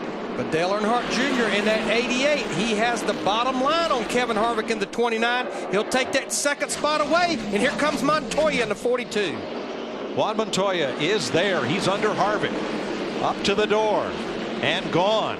And now here comes Matt Kenseth. Harvick can't get inside. They did sweep this turn right here. They backed him to third and fourth turn. Looks like that helped that outside line a little bit, as Harvick is trying desperately to get down right there behind Montoya and in front of Matt Kenseth. From McMurray, the sixth place car. Kenseth and Harvick right there.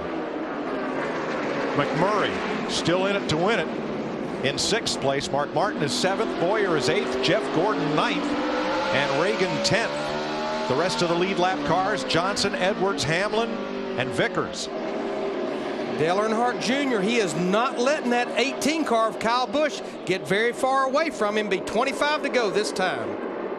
Earnhardt has not led today, but don't let that worry you. Last week, Harvick led only one lap, the last lap.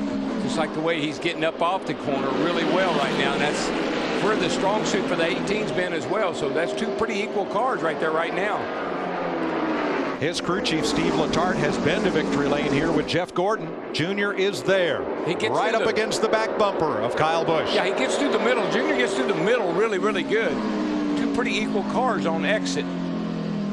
All race long, Kyle Busch has been the best at getting off turn 2, and he yards Jr. by a car length down the backstretch. Jr. makes it right up entering the corner, though. Yeah, I think right now, Dale Earnhardt Jr., he's having to slow his car down a lot in the middle because the 18's not going. But the 18 doesn't want to give up the bottom. Overdrive the corner, slide up a little bit, open the door, and that 88 will be by, and he knows that. So he's protecting that bottom a little bit right now. He took a look that time off turn 2, but here comes Montoya right up to the rear bumper. What Jr. doesn't want to do is get impatient here and try to make a move up on the outside. That is not a good idea. Well, these two drivers have a short track history late in the race. Richmond, May of 2008, they got together. Clint Boyer won it. I thought Jr. was going to have a look on the inside going into 3, but he thought better of it. He had a look, Darrell, but not the legs at the end of the straightaway. Not that time. You know what he's doing, Darrell? He's starting to diamond it just a little bit, like Jeff Gordon, getting it up a little bit. That lets him get that good run. Looks like he may get there this time. He's got a nose. He's got a look. He's got a look. Can Busch give him room? Yes. No, they touch. And Junior gets the lead. Oh, that's not going to be. Clear. Not a happy camper.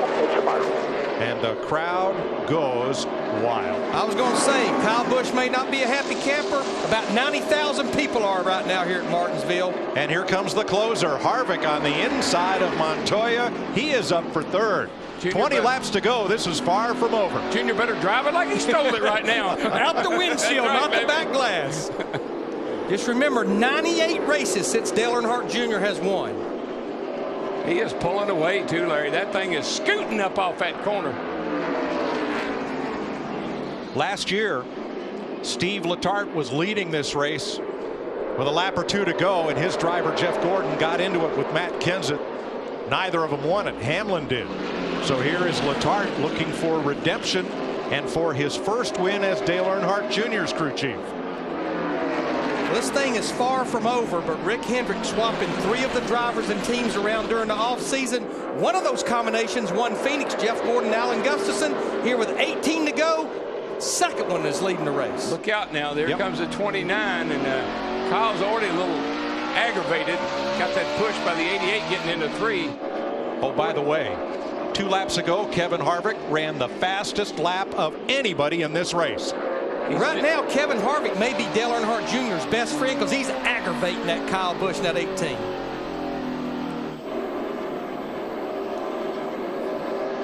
Boy, it's just a fine line getting off of the corner here. If you get it right, you really go. If you don't, you lose a lot of time. Here's what's going to be another fine line. With 15 laps to go, I think they're going to catch some of these lap cars at the back of the field. Darrell, this is good as it gets. 4 drivers fighting for the win on a Sunday afternoon, and Harvick has a look inside Kyle Busch exiting 2. I'm going to tell you right now, my hot dog is churning. Old Harv is taking a hard look. He's got a nose. He's got to run. He's going to stick it in there. And he's got the room. Kyle had to let him go, man. He couldn't afford to cut down. Harvick could take the position going down into turn 3. And Dale Jr. takes off. Yeah, but I'd be corner. Still hanging on the outside. I'd be worried about that 29 if I was Dale Jr. because he's coming. 13 laps to go. Dale Earnhardt Jr. clears Carl Edwards in the 99 car. Dale Earnhardt Jr. running from a 98 race winless streak.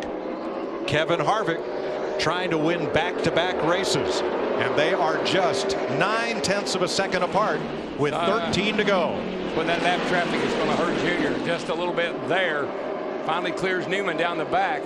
But up ahead where Brian Vickers is on the outside of Bobby Labonte, that's the log jam. Now Vickers gets in line.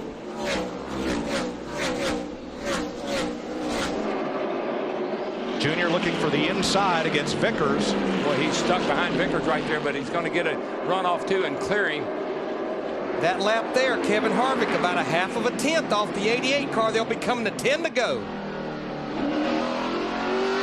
Right now, Junior's got it made right now. I mean, he's got one more car to get by up here. Bobby 71 car of Hermie Sadler up there. Labonte did a nice thing and pulled over aside from the leaders, let them go. Carved a tenth and a half off that lap. There'll be 9 to go this time. I don't believe Harv would be shy about using that bumper if he had to. Hermie Sadler trying to finish this out for Kevin Buckler's team. Stays up on the high side. And Junior caught him in a great place, the middle of the back straightaway, where it didn't slow either one of them down. Yeah, but it hurt his entry on turn 3, and that's where Harvick really closed up big time right there. But Kevin lost a little bit of time there on the exit of turn 4. 8 to go. Pretty clean racetrack out in front of Dale Earnhardt Jr. now. Lost another tenth to Harvick. When you haven't won a race in 2 years, and you're looking in your mirror and there's a guy closing and you're looking at the scoreboard saying, come on, man, I can hold him off 8 more laps, 7 now. And Kevin Harvick winning at Auto Club Speedway, he knows if he can win 2 races here this early, probably put him in the chase in 2011. Those 7 laps might be 3 too many. Here comes Harvick. He is there within a car length of Dale Jr.'s back bumper. 6 laps to go.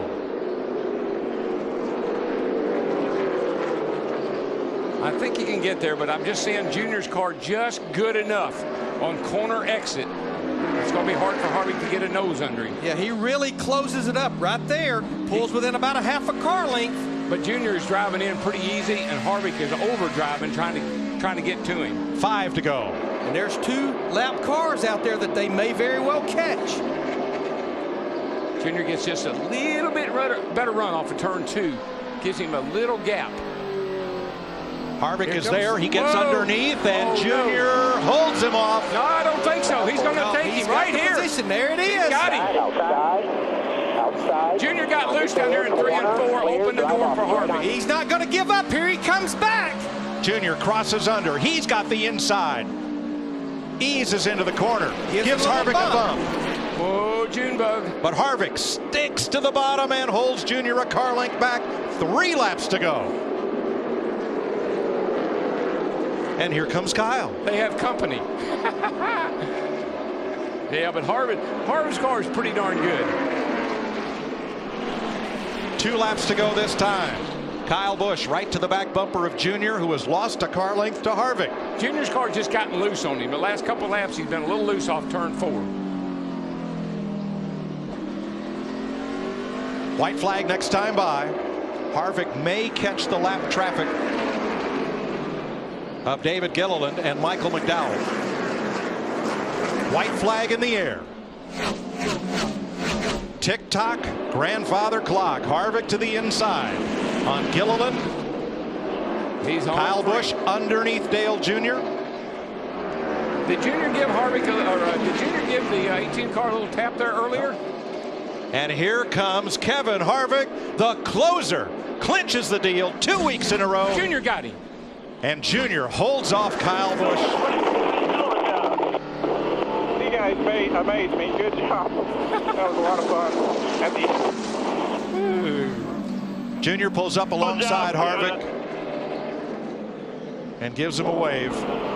That was good racing, boys. It is Kevin Harvick's. That's why these are 500 lap races, man. You got all day to work on them. Excellent job, everybody. Big crew, Billy. Excellent job. Calling out spotter Billy O'Day. And Dale Jr. comes so close. For Harvick, his 16th career win, 2nd in a row. And his first win at Martinsville in 20 starts. 3rd Cup win on a short track. 7th win here for Richard Childress Racing. The first came with Ricky Rudd back in the early 80s.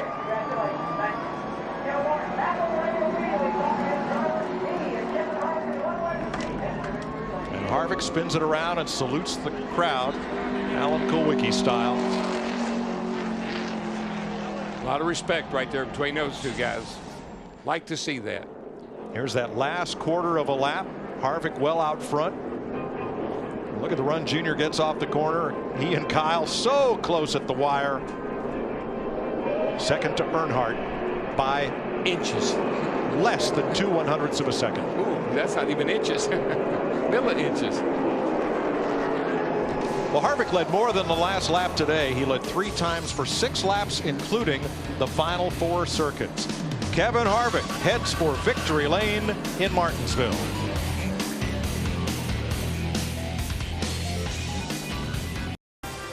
NASCAR on Fox live here in Virginia, where Kevin Harvick held off Dale Earnhardt Jr. on a record-setting day with lead changes. So back-to-back, first time for Harvick since 2006, and Matt Yoakum is down there enjoying the celebration. Kevin Harvick has now scored wins at Martinsville in all of NASCAR's top 3 series. What an e-ticket win, old short track style. A great bump and run, and then Dale Jr. almost got the move back on you. Yeah, you know, I just, first off, I want to thank everybody from Budweiser, Jimmy John's, Ream, Chevrolet, Sprint, the fans. Let me not forget everybody this week. SKF Hunt Brothers champion Sherwin-Williams, Odyssey Batteries. What about the driver? Menards.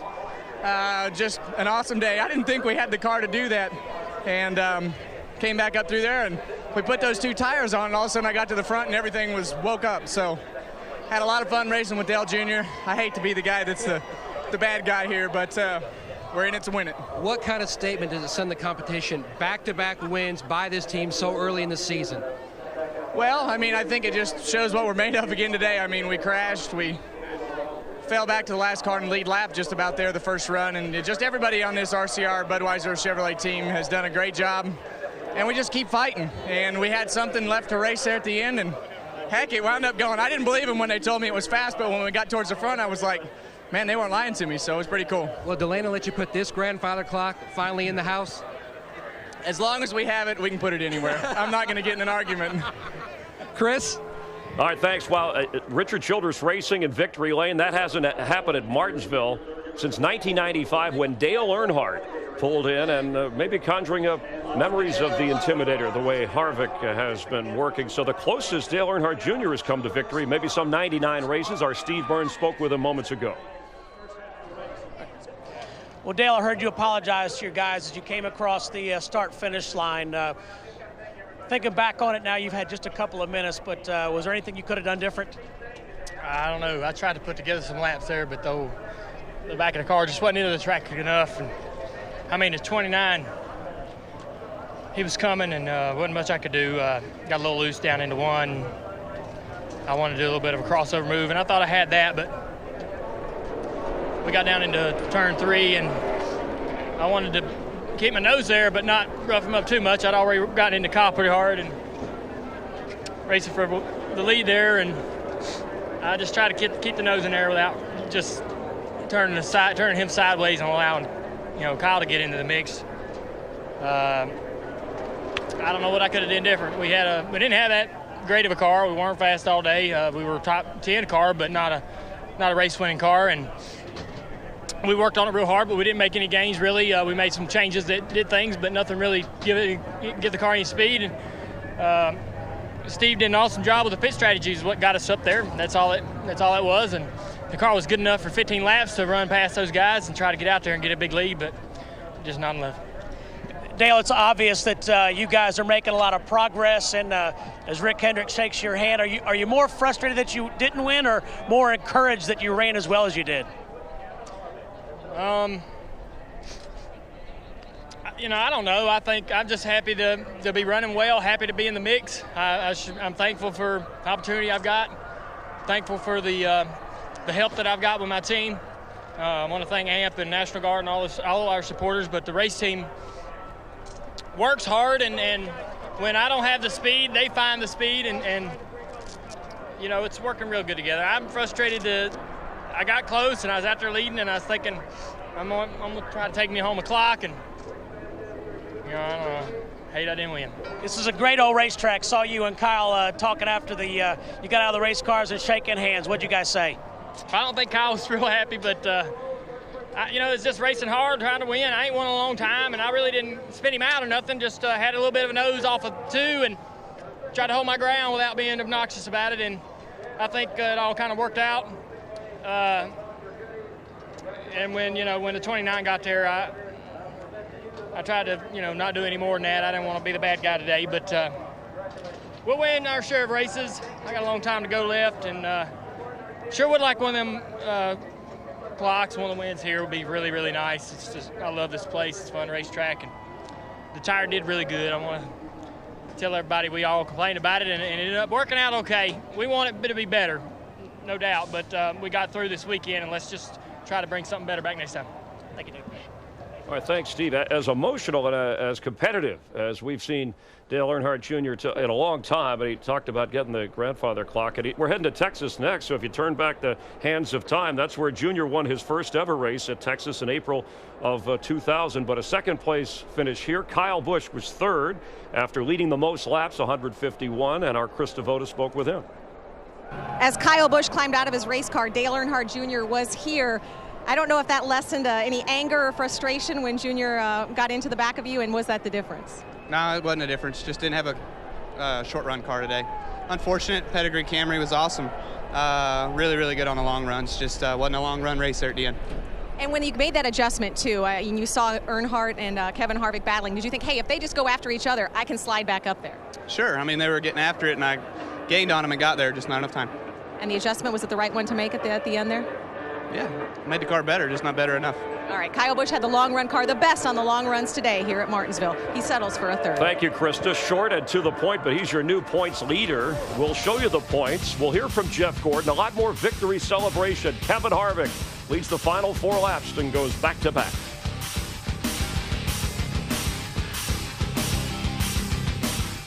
We're back live in Virginia. Dale Earnhardt Jr. can smile now as he chats with Jeff Gordon, who wound up 5th today. And there's Steve Letarte, the crew chief, formerly with Gordon, now with Dale Earnhardt Jr. We checked the points after 6 races of 36 that matter. Carl Edwards came in with a narrow lead and loses that to Kyle Busch. Kevin Harvick all the way up to 5th after going back-to-back. Juan Pablo Montoya, we'll hear from him in a moment, hanging in there at 7th. Jeff Gordon, and he has a win. That matters after the top 10 with the new chase format, because after the top 10, it's not so much about points, it's about victories. So let's check in with Dick Berggren, who is with Mr. Gordon. Jeff Gordon, winningest driver in Martinsville. Good run today, but not the best. Didn't win it. What would it have taken to win the race today? We did have a great day with our drive to end Hunger Chevrolet. Don't forget to text 50555, Hunger to 50555 to help us out. But I was real proud of Alan and all the guys in this team today.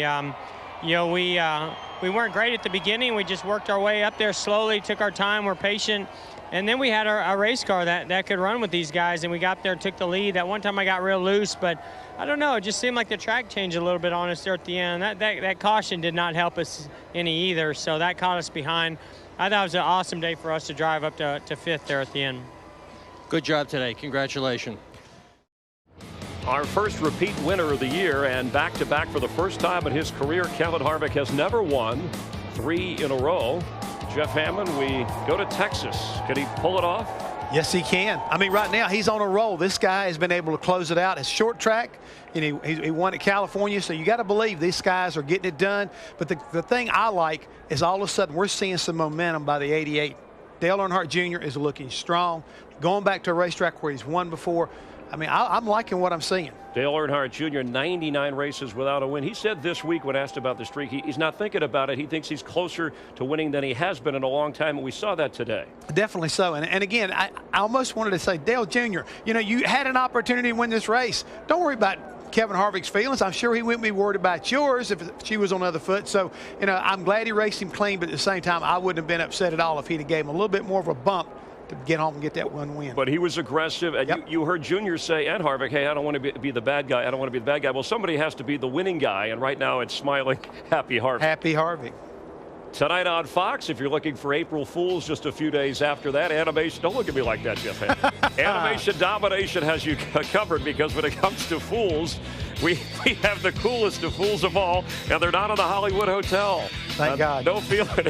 It starts at 7 Eastern, 6 Central, and it's a Super Saturday. We hope you're with Fox starting at 1 o'clock Eastern. Note the earlier time, that's 10 Pacific. Some great baseball with the Yankees and Red Sox, Phillies and Braves. And then NASCAR on Fox, our pre-race show, 7 Eastern, 6 Texas time, delivered by Pizza Hut as we come to you from the Great American Speedway, where Denny Hamlin swept the races last year. He led some laps today.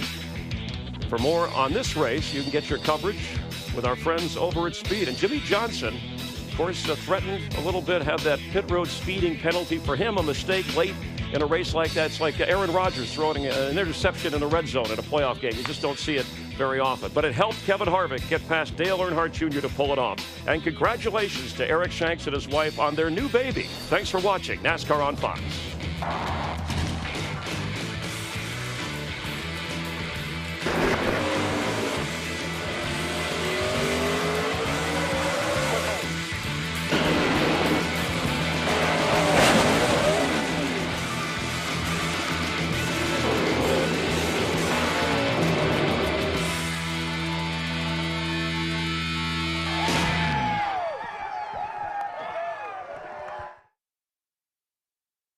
This copyrighted telecast may not be reproduced, retransmitted, or used in any form without the authorized written consent of NASCAR Broadcasting. NASCAR would like to thank all of our loyal fans for your continued support, and we hope you enjoyed today's broadcast.